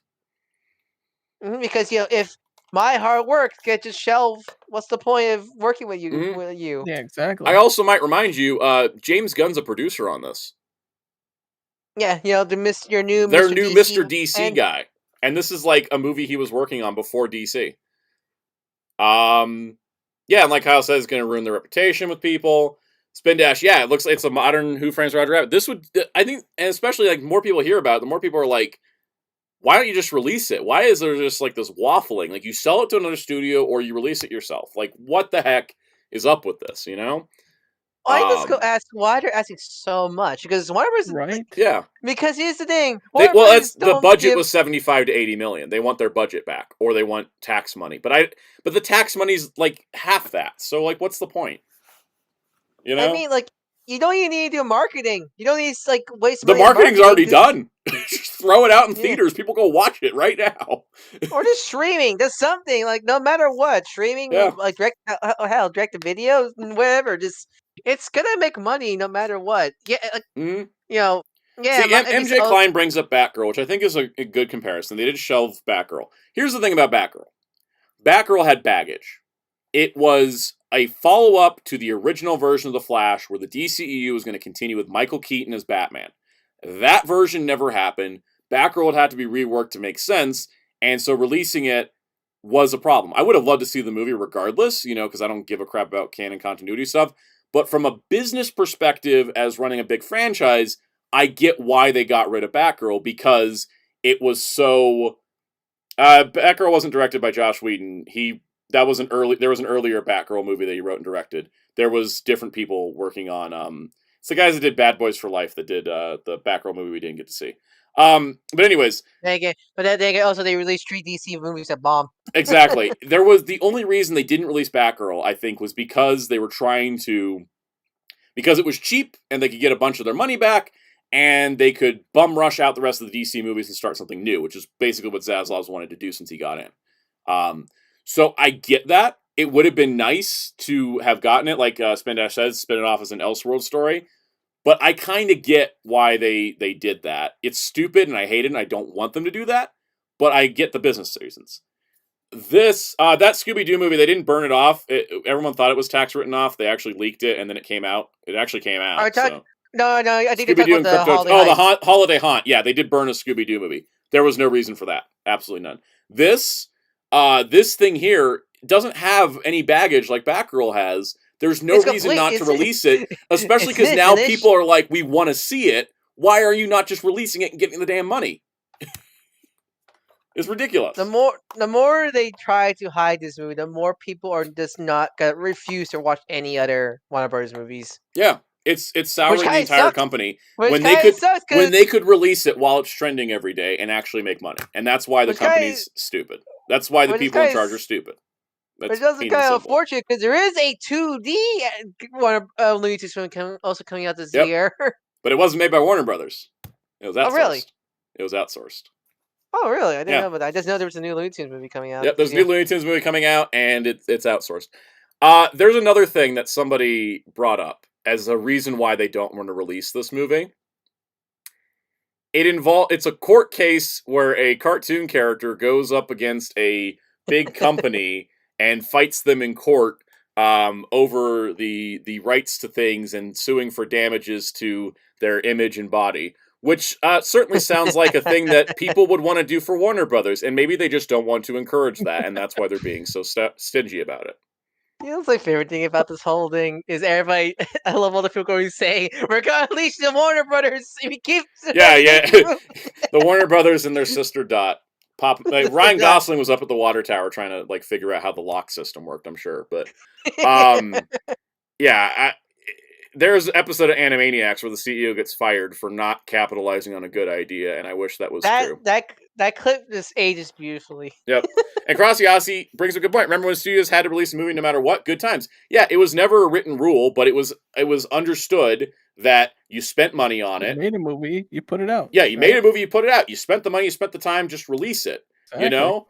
And as people have pointed out as well, when you cancel and completely delete a movie and tax write it off before it's ever even released, because the tax write-off thing was supposed to be for stuff that made you no money and was a burden on your company. But for all the people that worked on this, they can no longer prove that they worked on the movie because there's no footage to prove it. But as people have said, if you want to say you worked on Batgirl, no one can challenge you. you know? Right. But it's hard for people to build careers because you're the thing they told me in film school all the time, you're only as good as your last job. Well, if your last job's been wiped off the face of the planet with no proof you were on it, how are you good at anything at that point? You can't put in your credentials because it's totally non-existent. Yep. And that's the problem. So the problem is there was never a rule about it. It was just an unspoken thing. Right. Mm-hmm. It was so weird because then wasn't the tax government yes, the FCC is looking into this, but like any legislation in the U.S. government, it's going to take months. Months, yeah. It's going to stop whatever next movie's trying to be shelved, but not this one. But I think Warner Brothers, if they can make money off this, they can market it off of the Twitter trending. Anyways, they don't have to pay for marketing. It would sell itself at this point. But are you guys ready to move on to something better? Yep. All right. Digimon Con's coming up, guys. You excited? You excited for Bandai to shill product at us for 2 hours? I joke. Digimon Con is March 10th. It's going to be streaming globally.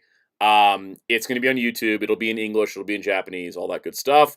The promo art has no Pulsemon, so R.I.P. Vital Bracelet. But Lugamon's there because Digimon Seekers technically isn't over until next month, even though they've released all the chapters. There's an epilogue chapter coming next month, but he's also a Vital Brace mascot technically. He technically is, but he's more of a thing. Will there be actual news? Is the question. Yep. I think so. I don't know. Because maybe something. There is gonna be a gap. I mean, we have to. I think there's going to be card game news. Or Digimon Liberator news. But I don't think anything huge, because they'll save that for DigiFest in Japan in July. Yeah, I know there's going to be any anime. Who knows, maybe the Ghost Game dub. Maybe the Ghost Game dub, because they did announce the 2020 dub at a Digimon Con.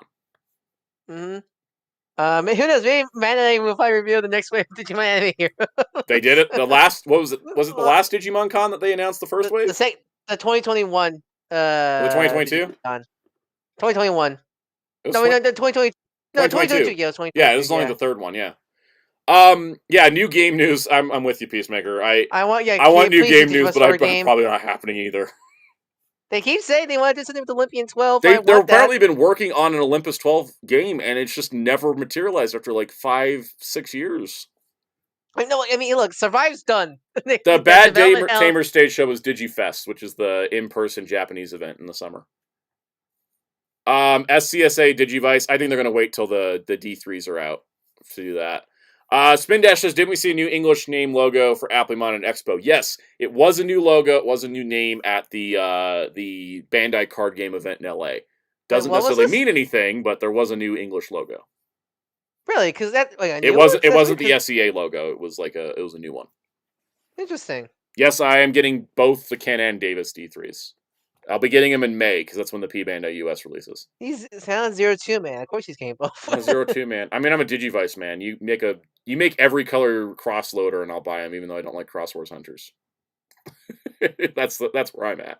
You make a new Digimon Shry Digivice that has the accurate sounds and everything. I'll buy it because it's a Digivice. What about every color for the Saviors and Frontiers Digivices? Oh, of course, Savers is my favorite Digimon show.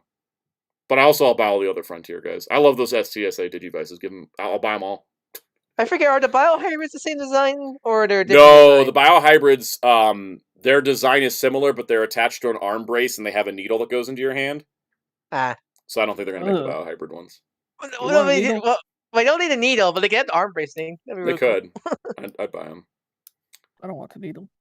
Yeah. Spindash says I was only going to get one until they said they talk to each other. That's how they always get me. I thought about that with the Tamers ones. I was like, maybe I'll just get one, and then Psycho has just watched Sabers already. Sorry, he's been watching Frontier. He's been going through the shows. I wasn't going to buy the Tamers ones, all of them, until they showed all the cards, and I was like, okay.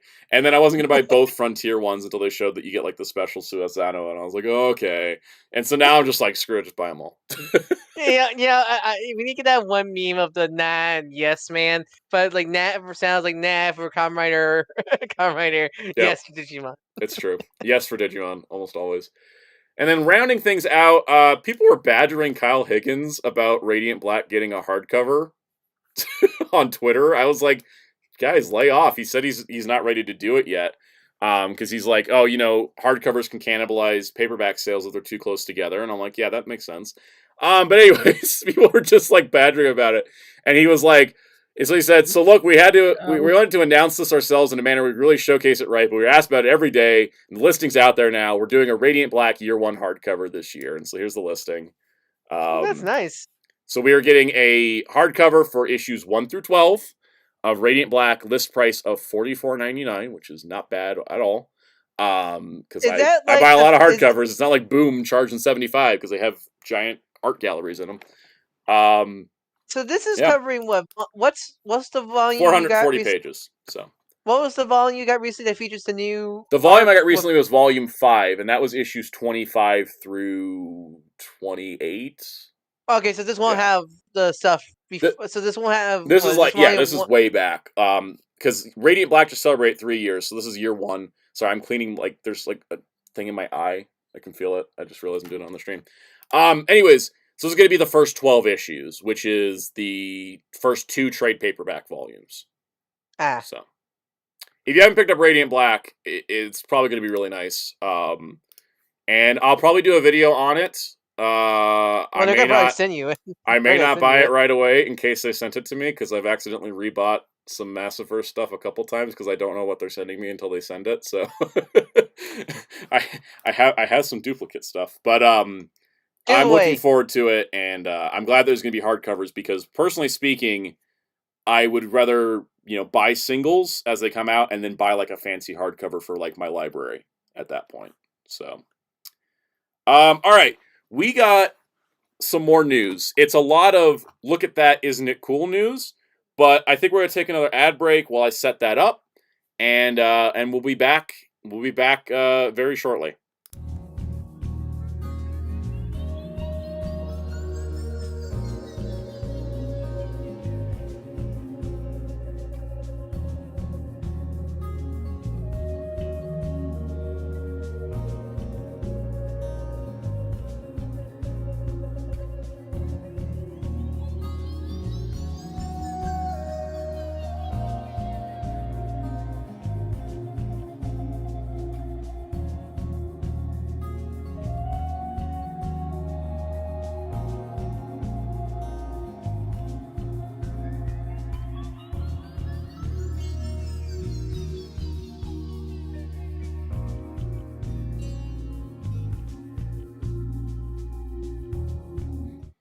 All right, welcome back. We're gonna go through. Like, I want to, wrap. I've always said these streams are 2 hours. They always end up being 2.5.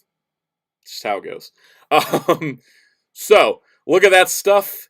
Isn't it neat? That's basically what we're gonna do now. So first things first, we're gonna start our Tokusatsu news segment. So I'm gonna change the title card again. Next week this will be much cleaner because I'll have these all. I'm typing Transformers. Why am I doing that? Your brain is too much.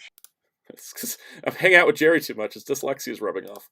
I mean, it is called contagious. It is contagious. He's secretly a symbiote, and he's like you and like it's you and him like dynamics, like Eddie and Venom in the Venom movies dynamic. Basically, said transform henshin. Close enough. Okay, so Shout Factory. Last week we talked about Shout Factory TV added a bunch of old Tokusatsu films, including Golden Bat and some others. They're all getting released in a Blu-ray set. This is going to be $69.98, releasing February 27th, which is like in 2 weeks. It's exclusive. Karen made a hoodie says there are a bunch of old people. Yeah, I'll go through the list of movies again. This is going to be released exclusively to Shout Factory. The first 600 will get a poster. There's only going to be 2,500 units. If you want this, buy it. Don't wait for a sale and pray to God that they actually put padding in their packaging. Yes, pray for shipping packaging. I don't know if I can do this yet because it is like coming way too quick, and Charavan comes out in 2 weeks. But it does look like a great box set. So it's going to have brand new art. This is going to include, let's see, where's the list of movies? Here it is. It includes Prince of Space, Invasion of the Neptune Man, Watari the Ninja Boy, Golden Ninja, which is Golden Bat, Dragon Showdown, and Ninja Scope. They're all going to be the name. These are all the Toei names.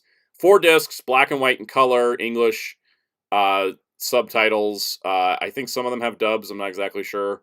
I don't know these movies super well. And there is. Oh yeah, that's right. Spin Dash. They're announcing the writer on Wednesday. Whatever the writer thing is.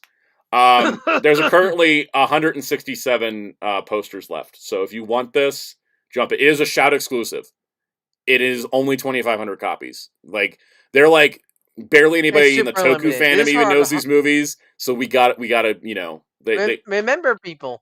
The Tokusatsu is more than just Kamen Rider, Super Sentai, Ultraman, and Godzilla. But there is a reason why people focus on Kamen Rider, Super Sentai, Ultraman, and Godzilla. It's the stuff that sells. I get that this is them testing the waters for something old and obscure and to see if it can sell. That's it. You actually love the Tokusatsu genre and not just the Henshin Hero side. Get this, you want to explore that area of Tokusatsu. Because again, I think that's the thing with Tokusatsu is I think people realize it's not just Henshin Heroes. It is more. All of this is live action, despite the cover art. Love that cover art. It looks like some like indie superhero from the 90s team or something like that. I'm gonna go check the shipping rate real quick. What's the free? You get free shipping. You get free shipping because it's over $50. So if you're ordering it, you get free shipping. I'd like to get it. I just don't think I can at the moment because it's coming out in 2 weeks, and I got an Omega Prime to buy. People, super chat Soundout. Soundout. If you want to review someone super chat. I mean, this is the trickiest part when stuff pops up out of nowhere. If you want to see Sound review the Tokusatsu collection, super chat $50 right now on the stream so you can afford it. Yeah, that would be one way to do it. Anyways, so that's coming out, which is exciting. So, moving on because I don't think we got any other thoughts. Right, Jerry? Think you're good? Nah. Cool. I'm glad to see Golden Bat. I love Golden Bat. The other good part is all those are on streaming too. It's not exclusively on Blu-ray. That's another good thing. It's not like the Sentai sets beyond Hurricane Danger. Mr. Nuki says, let you know if it's good. I would love to hear about this because I think I'm probably going to end up missing it just because if it was a little cheaper, it'd be manageable. But it's kind of pricey. But yeah, I understand it. It's only 2,500 copies. All right, just to reiterate things that have been said in the past, but you always bring up more proof. Marco Satsu got a copyright claim from Hasbro on Shojin Sentai Jetman footage. The reason why is because Hasbro owns the Sentai distribution rights outside of Japan. So, and outside of Asia, let's just say, is a broader term. I'm not talking about the Morphicon guest announcements because that's just not a thing I do. Morphicon's not sending me to their convention as press, so I'm not doing press for them. That's how it goes. I don't promote conventions unless they're like, would you like to come to our convention and stuff? Then I'll do it. But I'm not. I don't. If I'm going, I have to go on my own money, and so I'm not going to be promoting their convention. That's just. It's nothing against Morphicon. It's just that's business. No, that makes sense. Yeah. Yeah. So, anyways, this is just kind of warning. This is just a warning that to remember that even if it's not been adapted into Power Rangers, Hasbro still owns the distribution rights to Sentai outside of Asia. That was a contract Saban signed in 1992, and it is one that had a no end date to it because everybody was a little too like Japan was in a bad economic state, and so the guys at Toei were just like, haha, sure, this Power Rangers thing's not gonna last forever, and 30 years later.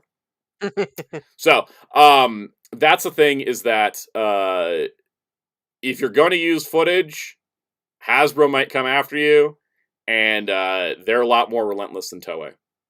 So, yeah. How's it a U.S. company? So they they have more legal standing because they're a U.S. company. So if you're a U.S.-based content creator, yeah. And Hasbro has offices all over the world, where Toei is pretty much just Japan. So, that's just a PSA update. That's the thing how it happens. All right, now, speaking of Power Rangers, I just realized I put these news topics out of order. Oh, I just put these in order of when they happened. All right, well, speaking of Power Rangers, former Power Rangers producer Douglas Sloan, who was in charge of most of the Disney era, is... I think, when did he stop? Like, was it... Did he stop at Overdrive or Mystic Force? It was either Overdrive or Mystic Force. Douglas Sloan is a very influential figure in the Power Rangers behind-the-scenes productions, and he's writing a book. Oh my gosh. It's like what I want Simon Bennett to do instead of tweeting all the time. Douglas Sloan's book, Travels Through the Power Rangers Universe, will be released midsummer. It's a collection of behind-the-scenes stories that have never been told before, and you will also have an audio version that he will narrate. This is great to see, because I feel like the Disney era is the most, like, unknown of the behind-the-scenes stuff. Oh, there's so much unknown about Power Rangers behind the scenes in general, but we get a lot of early Saban, and we get a lot of, Simon Bennett stuff because he tweeted a lot. But getting things in a book format where it can be archived for the history forever is amazing, and I want every producer that's ever worked on a TV show to do this because I love this kind of thing. If they legally can. If they legally can, it sounds like he can. I'm excited. I will be buying this book for sure. I'm excited to see that this is happening. This is really, really good news for Power Rangers because more of the history is going to be talked about, and that's what I love to see. I definitely want to, I'll do a video on this for sure because I think this is very important. I feel like this is not getting as attention as it should have. I thought this was the biggest news of the week for Power Rangers, but the fandom had other things to talk about. Apparently, this is the exciting thing. I was all right. I saw this tweet and I was like, this is exactly like the most hyped Power Rangers news I could possibly see because it's the kind of stuff I live for. One of my favorite books ever is previously on X-Men: The Making of an Animated Series because it's an in-depth episode by episode breakdown of the creative process behind making the show, and that's the kind of stuff I live for. You told me about it. Was it you who told me about it? I think I told you about the X-Men book, right? Yeah. And it's like it tells you like what order they wrote the episodes in and how they casted everybody, and especially if you're a fan of a thing like this, like why wouldn't you want? I don't get how. Exactly, it does come down to my problem with the Western Toku fandom being a little too toy focused, and when we get cool stuff based on the shows, people just seem to not care. I hope this book sells well because I hope that it can encourage other producers to do stuff like this.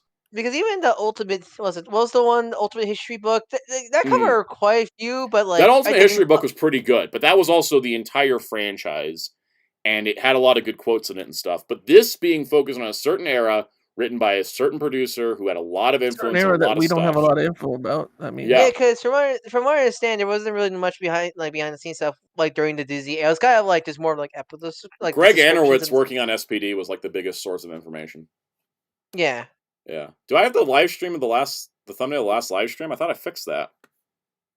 Well, but it should be the new one. I saw this. Yeah, this is the new one. Let me just. They just look similar, probably. I don't know. They all look similar. I haven't changed the photo in like. No, I did switch it to the 12th. Okay. I don't know if it's showing up weird for anybody. If you go to the live segment, your channel just looks like a clone army of you. I need to take a new photo. I haven't looked that good since, to be honest. Oh yes, I wonder what you were gifted a membership. Yeah. So, anyways, I think a lot of let's see. Will says people don't care behind the scenes stuff. I've been called a lot of bad words I can't say for being aware of behind the scenes stuff before I left that part of Twitter. Yeah, no, that's definitely a thing I've run into where I'm like, let's talk about that. Like, I posted the quote about why Megaforce was Go-Sager and Go-Kaiger in 2 seasons, and then everybody just had their own opinions about it, and I was like, oh, don't tag me. Like, I don't care what... Brian Castanetti said this. You asked for a reason, here's the reason. Don't come complaining to me about why that's the reason. Astronaut says he also sees 2.5 on thumbnail for the live. That's weird, because it definitely is the 2.12. YouTube. Okay. Moving on. There is possibly something happening for Kaku Ranger's 30th anniversary. I don't know how to be, like, normal about this. During the Cho Eiyusei concert, there was a live rendition of Kaku Ranger's theme song for the 30th anniversary, and at the end, there was this little video played that had Sasuke's voice saying it's been a long time, and... Not that one. Not that Ninja Sasuke. Not that Ninja Sasuke. Ninja Red Sasuke saying, it's been a long time, and there will be an announcement on October 18th at 5:30 p.m. Japan Standard Time. That's 3:30 a.m. Eastern for those of you that want to stay up. It's great to see. I hope it's not just another toy, because I don't think it's a toy because they announced it at Show Eiyusei. Because I feel there's one thing about also look at this clean high-res picture of the team. Because I feel like the 90s era Sentai gets no love from Toei, feels like, so it's kind of nice. A lot of problems come from the actors are just not willing to come back. Yeah, I think that's still the case. Yeah. Yeah, it is February 18th. I don't know if I misspoke. My hate people, they're old. Unlike the yeah, at least but here's the thing to remember: all 5 of the Kaku Rangers have been in Toku in the last 3 years or 4 years. All of them have shown up in something. Weren't they most of them at stage show? Not just stage show. A year ago. Ninja Black. Ken. Oh, what am I blanking his name? Ultraman Powered. So Ultraman Powered. He was just in the Revice movie. Mm-hmm. Kane Kosogi. There you go. Oh yeah. Kane Kosogi was in the Revice movie. Ninja Blue was the voice of Hanajiro on Ultraman Decker.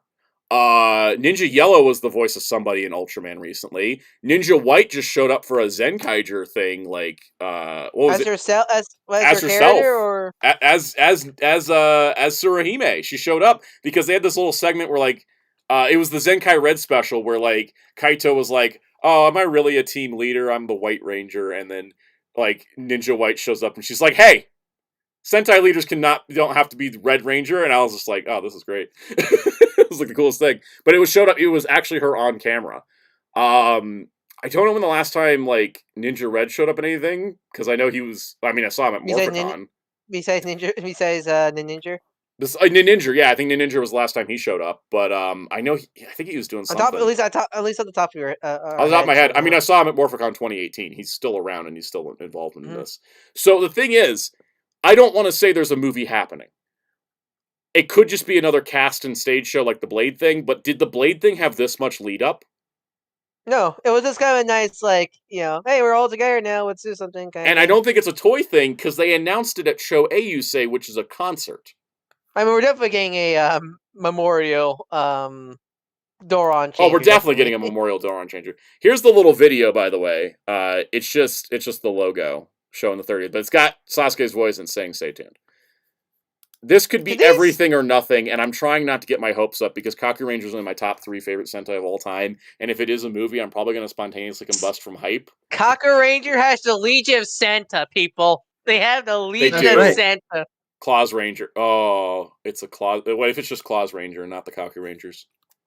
I mean, also don't forget, Kaku Ranger gave us the wonderful being that I know is Ninja Man. It's true, and Ninja Man could show up because his voice actor's still around, right? Mm-hmm. I mean, he's one of those classic characters that you can always kind of show up because he's just as long as he got the character. Yeah. We're gonna see. We're gonna wait and see. But like, do they still do? I'm trying not to get too hyped about it, but there is a possibility. They don't do Memorial mechas anymore, right? No, they don't. But I wish they would. What if they do a full action Kaku Ranger mecha? Full action, the Muteki Shogun. Yeah, is that the Shogun swords? I forget the names. Is that the Shogun sword? Yeah, I read. Oh, that's right. That's right. Thank you, because I saw two people post in the chat, and I don't know why. Okay, Absolute Diavolo was Sasuke Ninja Red. Wait, really? Yes, he was the voice of Absolute Diavolo. So, like, 3 of them have been in Ultraman lately, and the other 2 have been in Toei stuff. Like, they've all been working recently. They all saw each other recently at a stage show thing or a film festival or something. There's a possibility they're going to do something big for Kaku Rangers because, like, the 190 Sentai, that the cast's still around and doing stuff. Mm-hmm. I'm excited. Also, hey, look at these build toys. Ain't that neat? Anyways, continuing off the Super Best re-release we talked about last week, the Blizzard Knuckles coming back in June for 4,620 yen. P Bandai. Why all the build? Is it Bill's anniversary? What's all the build stuff recently? Yeah, Blue was Robot Hanajiro. AMP Knight says, part of me sees this as Toei's new wave of plan to maximize every IP. It can work, but it kind of looks a little bit desperate if a movie. I'm not sure what they do with it.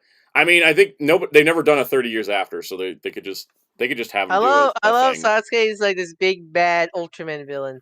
Blue is just this little skin below bot friend. Yeah. Speaking of Ultraman. Here's a new Hyperkey set with Space Avenger, Blazar, Earth Garen, and Grigio. Yeah, so you could too have a key that just makes caveman noises. That's all that is. That's also 7,000 yen also coming out in June. Also, I mean, having the Blazar Demon in your pocket is also nice. Also, that's true. All right, next up, I think I thought. No, wait, there wasn't another build reissue. There was a Kamen Rider Blade 20th stage and talk where they had the cast and they did a little stage show thing. And that stage show was the debut of Lengel's King form. He finally got that code to work. The card to work. Cyclops, Ryan, look at Absolute Diavolo and tell me Zebro didn't look at the Mega Defender looking at that scene. I mean, they're both bulls. Yeah, but one's on steroids and one's just a knight. Yeah. Yeah, Smith the Crow, we haven't gotten to WonderFest yet. I'm trying to move us along. But anyways, me rambling about Marvel Transformers comics did not help. But anyways, King Form Langel exists in the stage show. No word on if he's going to show up anywhere else. Is this like a was it Ultraman Gaia Supreme Form scenario? It's kind of like that, yeah. It looks great. Great suit. So for context, we got Blade King Form. Wild Chalice is a King Form. And Garen King Form is going to be in the next Outsiders episode. It's like how all the Ryuki riders all have Survive forms, which we never see them. It's the same thing here. Langel tried to become King Form in the show, but it didn't work. So Langel's using the Rouse Absorber. AMP Knight, yeah, most likely not a Blade 20th movie. I think this stage show is what they're doing for Blade 20th. Yeah, similar how instead of getting Gaia, New Generation Gaia, they just gave him a new form pretty much. Because they did get the cast together for this stage show. Here's a shot with all the King Forms together, which I think is cool. They did get them back to the stage show, but I think if they were going to do a movie, they would have announced it They would have announced it on the anniversary date, which they didn't. They would have announced it as Garen King was already in Outsiders. I forget where Outsiders is. I don't watch it. It's a mess. I can't keep up with it. But anyways, so the thing is that the stage show takes place after the Geo episode, apparently. But anyways, the Blade novel, and it's between the Geo episode and the Blade novel. Yeah. Anyways, they missed the anniversary, and now they had the stage show. If they hadn't announced a movie yet, that's it. That's just there's not a movie. But this is still cool. They did this, and hopefully they release the stage show on Blu-ray so that people that didn't get to go see it get to see it, because I think it's totally a thing that's happening. But yeah, everybody got King Forms now. Ain't that neat? You guys ready for WonderFest? For the king, root for the king. Is it time for a bung bung bung bung bung bung bung bung bung bung? We're not going to talk about Bravern at all. I don't think there's anything to talk about Bravern. There's nothing. They didn't show 3 freaking toys. Okay. So don't worry, Jerry. There's plenty of Bravern. Okay. All right. So we've got WonderFest. This is going to be selective. It's not going to be everything because obviously because it's too many, and Santa only knows like 3 franchises. So, anyways, boom, Junk Warrior Reveltech. Son of a. Are you being fed good? I'm being fed too good, guys. I'm already like, all right, cool. I got my Yusei DX version set up. I have to get Junk Warrior, right? Right, Jerry? Well, Junk Warrior is the one that starts everything, isn't he? Yep. In that combo. You got the Yusei Rebel Tech. You got those little junk friend. I almost bought the junk friend things, but then I decided that the junk synchron was enough. Junk synchron, yeah. It looks so good. Junk speeder. I'll think of junk synchron. I want a Stardust Dragon. Combos. Stardust Dragon would be sick. I feel like it's got to be coming if they're making Junk Warrior. Do you have the cards for him? I think I have all the cards, yeah. Because you need to do a gag of you summoning him with a dual disc, if you have one. Spin dash. You say, whip out your Junk Warrior. I have the Battle City dual disc, and I have the Orichalcos one. Close enough. I'll use the dual. I could do a dual disc gag because I have the cards. I didn't. You need to go draw. Yeah. Monster card. I could do a whole thing. I'm gonna have fun with this. I'm in for Junk Warrior, guys. It's happening. If it comes out, I'm buying it. I ain't rich, Muteki. I just plan well. All right. There also is the color prototype of Elemental Hero Neos.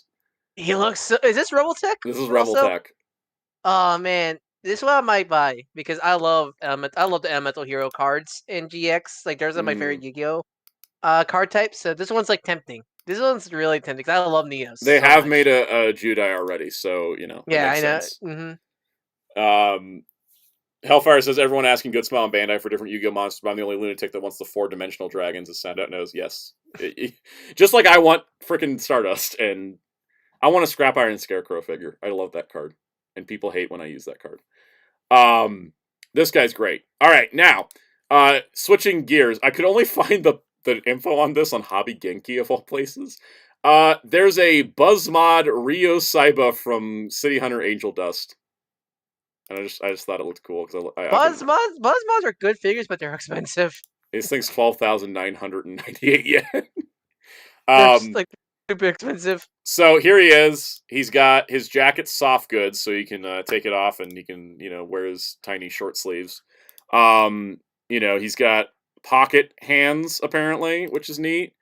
He's got Mokari face, which is that's Ryo all over.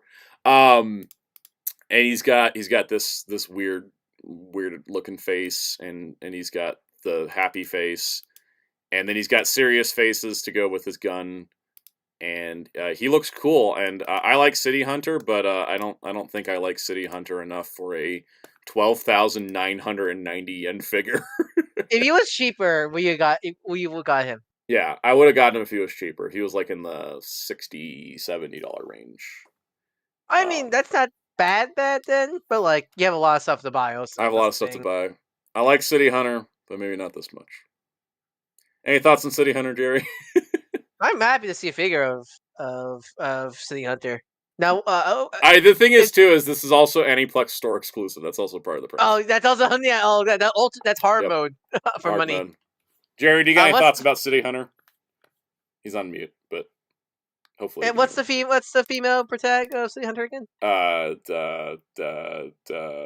Don't ask me right now. I've been doing the stream because I feel like half the budget will go through a giant hammer. It's true. All right, moving on. It's Bravern time. I hope Jerry knows he's on mute. I hope Jerry knows he's on mute. Bravern graced people with his presence at WonderFest. He was there in person. Companies need to stop making too good suits for these. It's a Good Smile thing. They'll build suits for toy promotion. Ooh. Yeah, I heard that. Jerry, we summoned the Jerry. Yeah, I got up real quick. I see this. I want in time. Also, that's Obari there with him. Yep, I see this. Obari was the son. Yeah, it's himself. I see this. I want like an Ultra Fight Bravern, Bravern Fight Tokusatsu special. That'd be hilarious. Bravern's great if you guys haven't watched it. I love that show, and let's talk about it. It is the most gay Super Robo show I ever seen. It's wonderful. It somehow got gayer last week too, which was the funniest I know, right? thing. I know, right? It's I was beautiful. like, oh wow, this show's great. It's all the subtext. It's all the stuff that was subtext in other mecha shows that couldn't be. It had to be subtext to sell toys, but Bravern's like, we ain't worried about selling toys. Just make it the text. Right, Jerry? Yep. It's that boxing match. That boxing. Yeah, boxing match. It was beautiful. I was telling a friend about this show, and I sent him a clip of the boxing match, and I was like, this is why I watch the show alone. And he's like, yeah, I get it. All right, we're going to just pop around the Good Smile reveals, because they made a website. Nobody else did. Good Smile Company knows how to do WonderFest right. Nendoroid Don-chan. Okay, look at him. There he is. I love him. Look at our beautiful taiko drumming boy, who is a taiko drum. Hey, I wonder if they'll put those in Tekken. Remember Tekken? That used to be an accessory. Yeah. Oh, I love those. I want him to be a guest fighter in the season pass. Yes, Don-chan is. And he stands straight up, so he can't even see you, but he's just like hitting you with his little sticks. Yes. Oh my god, love it. All right. Oh god, this is gorgeous. Tears of the Kingdom Link from Legend of Zelda: Tears of the Kingdom. He looks great. Holy cow, this is an amazing looking figure. This actually looks like it'd be worth the stupid prices Figmas go for. Yeah, I have the Jax 5-inch figure, which I think is actually really good. But like still, like this is definitely the Figma price, you get the Figma quality and everything. I have the Link Between Worlds, the Nintendo Toon Link, the Twilight Princess, and the Skyward Sword Link, and I don't even play. I don't even play Tears of the Kingdom. I don't want to play it, but but you play Smash. I play Smash. I kind of want this though. It looks freaking cool. It like solves all my problems I have with the Breath of the Wild design. That like adding the extra armor. I really like that right there. Adding like the extra armor, like the shoulder pad and everything, really makes it more cool. The armor makes it work. The Breath of the Wild look too slapped together for me. This reminds me of a story about Link and a toy where I was at a GameStop way back. It wasn't a GameStop, it was Funko-Land. Mm-hmm. It was because of a Link action figure that I learned his name was Link. Because when I saw it, I was 10, and I was like, Link, his name is Zelda. Zelda. That's like when I found out her name wasn't Metroid. Right, it's Samus. Why can't Metroid crawl? It was something I got reminded of from the Wii U days, and I miss Miiverse. I brought that up recently too. Okay. Next up, though, holy crap, they're making Ganon. Can I zoom out a little bit? There we go. He's gonna be a beefy boy. There was a picture. He's like a quarter the size. He's so bad. He's bad guy size. He's much bigger than Link. He's huge. Look at this. Got your big beefy Barrowman people. Yep. And then to add to it, Zelda's coming. We just don't have a picture of her. Which is nice. You get the hey! Actually get a Zelda, right? Whatever happened to John Metroid. Hey, Double R, how's it going? Nintendo getting rid of Miiverse turbos. I wish Nintendo just made Miiverse on the Switch, but call it something different. Okay, Switchverse. Here is the Persona 5 Royal Protagonist school version. Nendo. Nendo. Hey. I wish Nendos were. I'd collect so many. Yes, I know. Yeah. I wish Nendoroids were cheaper because I will buy. There's a lot of characters that only have Nendoroids, which I kind of hate, but still, like, I would buy more. They weren't so expensive. The Spin Dash says Ganondorf's as big as his health bar. Probably the same price as a Figma. Yeah. Pop-Up Parade, the affordable statue line, is doing an Arsene. Yeah. Which I'm kind of into because I feel like that. I only have one Pop-Up Parade. And it's not a character you'd think I'd even have, but I have one, and it's who is it? It's Ochako. Oh, nice. Oh yeah, that's it. I just randomly have an Ochako Pop-Up Parade. That's pretty cool. I need to get the. But they're good. They're good. At least from that one I saw, they're good. I need to get the Dinosaur on Pop-Up Parades. I've been thinking any of those. I wish they completed the set. I know, right? They're missing Yoyomi and Coyote and Mia. It's like goddamn. And then the other two Kaiju Genesis. But that Arsene looks pretty cool. There's also gonna be pop-up parades for her and her. I can't remember names. Why am I blanking so bad today? Oh, Anne and Haru. On Haru. Yeah. Yep. I'm with you, Spin Dash, on needing the Persona 5 Strikers Figmas. We need Wolf and Sophie. You finish the dang thing. Yeah. There's a Figma Freddy Fazbear. I mean, a Nintendo Freddy Fazbear. Sorry, my brain broke. I'm not gonna buy it. I watched one movie. That's all. Street Fighter 6's Jamie's getting a pop-up parade. Jamie, huh? Yeah. Yeah, he's like the new Ken. I'm surprised. Like, I'm surprised they make Luke first, because I know they did Cammy. I know that they did Chun-Li and Juri, but I'm surprised it's not Luke. Here's the Chun-Li. This is I am surprised it's not standby version Chun-Li, so she's in there like screen pose. Yeah. These prototypes. Yeah, Pop-up parade prototype. Kirby as a car. Kirby. That's awesome. Kirby. I'm getting this one. Ling Xiaoyu. My brain's not working. Xiaoyu. Yeah. Well, do what everyone else does. Whenever it's Chinese, leave it to me. Yep, that sounds like a good plan. and I'm the Asian one here, but I can't speak. I can't say. Yeah, aren't you Vietnamese? Yeah. Like a Dragon's getting Nindas. Yep. Here's Kiryu. Yes, I'm checking the names. I don't know these people. Kiryu-chan. Yuga Gotoku. Majima as well. He's Majima, everywhere. and I see right there Ichiban too. Yep, there's Ichiban. Ichiban, my boy. Ichiban. And then they had to come for my wallet again. Here's Yusei Fudo. Yep. It's like, every company. Is there not a date on this one? Right? It's just okay. Look at that. That's not so. But sounds like they're like, okay. I like sounds interesting. These are the I used to say I was gonna cancel my Yugimoto accessory for my Bobo, but now I'm like, maybe I just need to go for it. Now I'm gonna say card games and social warfare. Yeah. No, you replace Yugi with Yusei for the Bobo thing. maybe I will. There's also a Judai. Just okay. It's nice to see. Nice to see they're giving love to GX5Ds. Yep. I know. We finally hit it on the 25th anniversary or whatever. I know you only care for Fighties, but like I don't want us to just go hate on GX. No. Yeah, I don't want to like hate on GX. I'm very specific, but I'm probably like here's the thing. If I keep my Yugimoto pre-order, I gotta buy. They actually list him as Jaden Yuki. Even though that's not his Japanese name, is it? I thought it was Judai. Yeah, Judai. It's Judai Yuki for the Japanese. But on the website, they're like, we're gonna just keep the dub name. That's fine. Anyways, so I kind of want to get him too, and just make the trio from Bonds Beyond Time because that's a 5 movie. Mm-hmm. That is canon. Yeah, I wish Figma would have continued because I like the Yugi and the Kaiba. I hope at the very least hope the Robotech scale well with the Yugi. I'll let you know when I get my Yusei. I'm definitely buying Nindo Yusei though, and I'll put him in Bobo's head if I have to. Okay, continuing Yu-Gi-Oh. Here's the Plamex Divine Arsenal Double A Zeus Sky Thunder. This is from Arc 5. I have no idea. It just says it's from the card game. Yeah, I think it's from Arc. I think the specific monsters from the Arc 5 era. I want to say, or is he Exo? Actually, I'm seeing.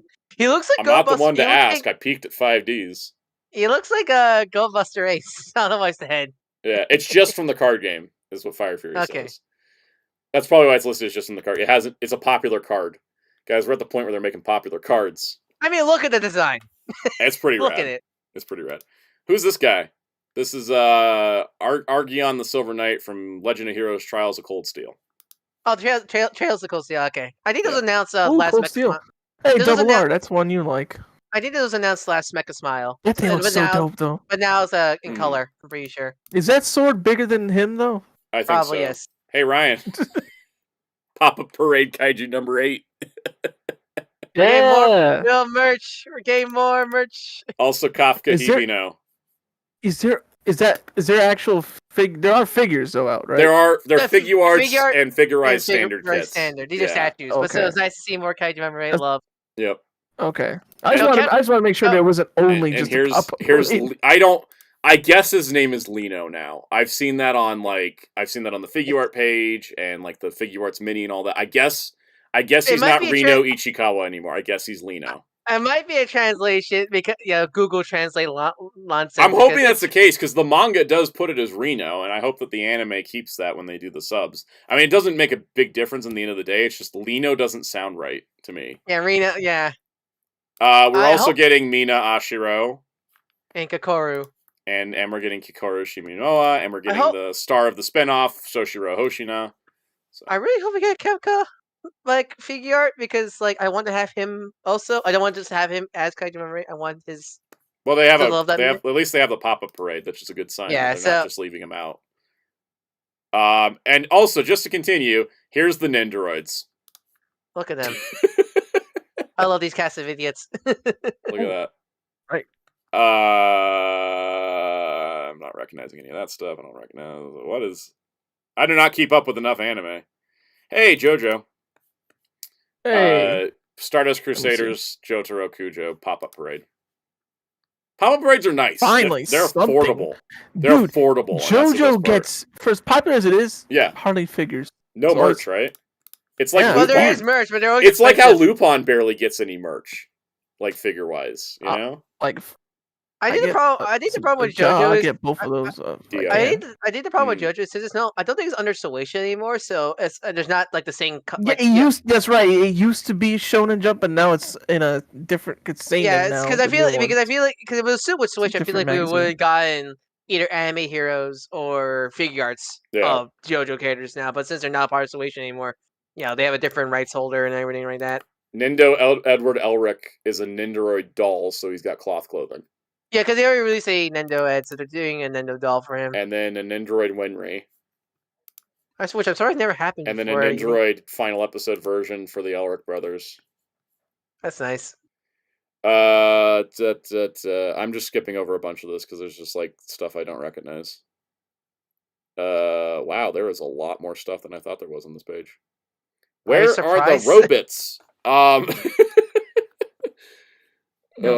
Be smart. Listen to the smart robot. Mr. Tanuki, I feel that. He's just putting enough cash into Lupin Blu-rays. Glad there's nothing else to tempt me. I have a Band Presto Superstar statue of Lupin and Fujiko, and that's it. Like outside of the Blu-rays, and that's fine. But I would like to get I wish they would have continued and done Jigen and Goemon and Zenigata, but they didn't. There's a lot of stuff here. I know there's some. Is that Jaws? Yeah, they're making a Jaws Nendo. They're making a Jaws poster Nendo. Look at that. Yep. It's literally the poster. Wow, that's cool. I love that. I see some hilarious fan art of them putting the Jaws head on other Nendoroids' bodies. I can't wait. Put it. Oh, do I need to get that to put in Bobo's head too? Let's see something you'll do. Bong, bong, bong, bong, bong, bong, bong, bong, brave bird. Here we go. We finally got him. This is. I don't think they have the other pictures. He does transform. This is the Mecha Smile DX Braver, and this is going to be your big transforming robot version. I love it. I want it. I hope. I hope. Like, there's also a Modroid. In case you don't want to spend the money on DX stuff, there's a Modroid Braver. Because you probably will scale. Yeah. And if that's not enough, there's an Nendoroid. All I hope is also to have the logo behind him as like a transparent effect piece. I hope so too. I gotta say the Nendo's cute. Look at that. I love him. Look at him. He's a happy boy. He is happy. Gaga P. I would guess though. Gaga P. Don't forget to screech it. You guys know what Gaga P basically? Yeah, it's beep boop boop. Beep boop boop. Pop. It's the robot sound. Yeah. Muteki says, will it be a good DX or bad DX? Remember SSS DX Gridman first time? Better. They've gotten much better to the point where they redid the Gridman, so I'm hoping it's good. Plus, he's not a combination of a bunch of things. He just has to turn into a weird-looking plane. For now. Yep. I'm convinced he's going to combine later in the series. I'm just convinced. I kind of want to get him and put him up with my Soul Chigokin Voltrons and my Big O. You know, I kind of want to get the DX. The Modroid's going to be way more affordable for sure. I'm probably gonna get the Motoroid for me. But I'm really tempted because it depends on the size. We don't have the exact measurements. But if he's the size of my Big O Soul Chigokin, I'm going to be more tempted to get the DX over the Modroid. Because I love this guy. He's great. Is that a Ghost in the Shell pop-up parade? Hey, look at that. It's a Motoko from Ghost in the Shell. Yeah, there's a lot of Mototos. And a Nindo! Look at her. That's... I'll just say well sculpted. Yeah. Muteki, I'm not rich. The Soul Chigokin's cheap. Not cheap. I actually spent the money, but I saved up for him. I think it's about everything, though. I don't think there's... I think that's everything that is in your interest. Well, I mean, okay, here we got... Here we got Firebird, the Gatai Firebird. Bye. Do you guys seen the Jay Decker Blu-ray remaster? Yes. It looks so beautiful. I need to see that. Modroid King Style Grandzord. I don't know who this is. He just looks cool. Grandzord? What? Oh, that's sick. And he's like full style. He's not super deformed. Yep. Yeah. Modroid King Grandzord. Look up the theme song for when you get the chance. It's great. It's one of my favorites. Not on stream. Not on stream. Yeah, Mr. Tanuki says, there any version of Motoko Kusanagi with pants, so don't feel weird buying it. The standalone Complex 2045 version. Here I go being known as the old anime guy again. Me recognizing Grandzord. Yep. Hey, you know what? That's why we have you here, Kaus. It's your skill set. Also, there's a Dogram. Is this Dogram? This is from Dogram. Oh. This is the round Bang of the Sun Dogram. Yeah, I haven't watched Dogram yet. Yeah. Kyle, there's a lot of Grim merch. We can't cover it all. Yeah, there was too much. That's a really good show, too. I stuck mostly to the WonderFest site for Good Smile because it's nice and organized. And it was specifically the new reveals. There was a Figma Gridman universe, but we'd seen it before. So that's the stream. We're done. We're done. We did it on time this time, guys. We actually have like 7 minutes. I'm gonna make us go to like 7:30. I'm just gonna make that the thing now. Oma Ender says I need to post a picture of all my rider belts in the Discord. I'll make you question my spending habits. I'm only 5 CSMs away from finishing Heisei Phase 1. That's impressive. I mean, just look behind Sound. You'll see the giant weed wall and the legend shelf. Yep. AMP Knight says, just to confirm last week, did your Shout Factory stores confirm that Toei offers discounts to push writers shows like Geats? No, I hadn't heard anything about the Geats deal, because my source on info did not know about the Geats deal prior to the listing coming out. So that was, they weren't privy to that info. But the 0-1 thing of like Toei pushed for them to get 0-1, which we presume is a discount on the licensing cost, that was confirmed in an interview with one of the guys that worked on the set. Like they mentioned it on social media or in a live stream or something, and they're like, somebody at Tokusatsu was like, oh yeah, Toei really wanted this show out, and that's why it's the first coming out on disc. Yeah. We're talking about weeb walls. I don't know how much we get besides the One Piece Tower. This tier list every Bucky Cap Marvel Legend. No, that'll take an hour. There's so many. There's like 112 figures on that mold. I don't know. I'd have to first make a chart of what molds every figure uses, and I ain't doing that. We don't know what Tokusatsu is announcing for writer, besides the fact they're announcing a writer. So tier list the rundowns. Tier list the rundowns, or tier list the years of Marvel Legends? That's actually a good one. Which ones are the best years for each line? That'd be good. Psycho says, never say never. Remember about ranking every Ranger. Yeah, that was easier to do, though, than ranking every Bucky Cap mold.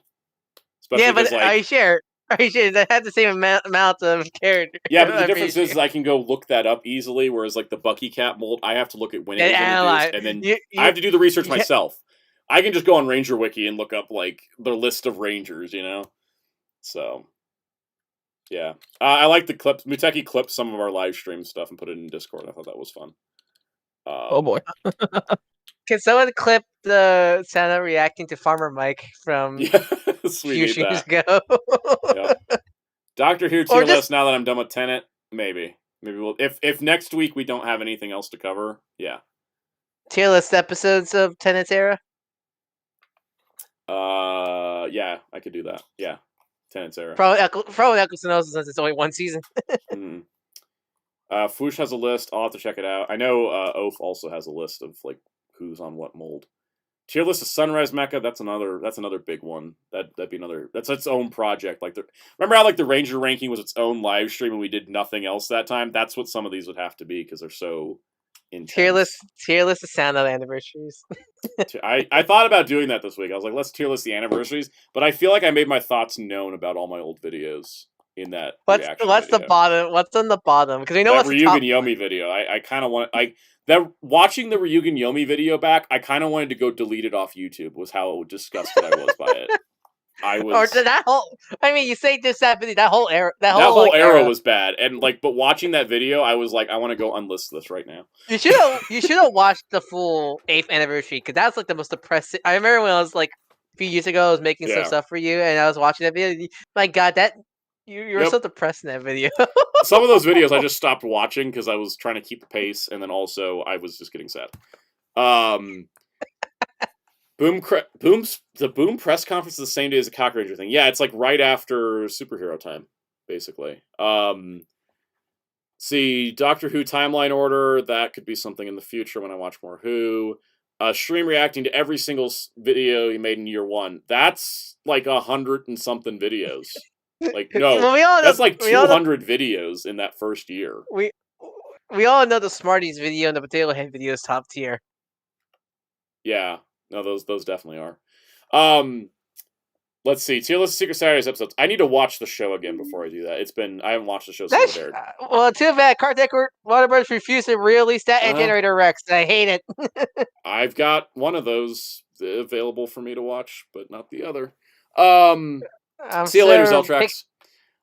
Good luck with your commissions and stuff. Rank every writer. You're only 4 away. I might as well finish those 4 shows and then rank every writer show. Just put in the background, pretend you're watching them. That'd be fun.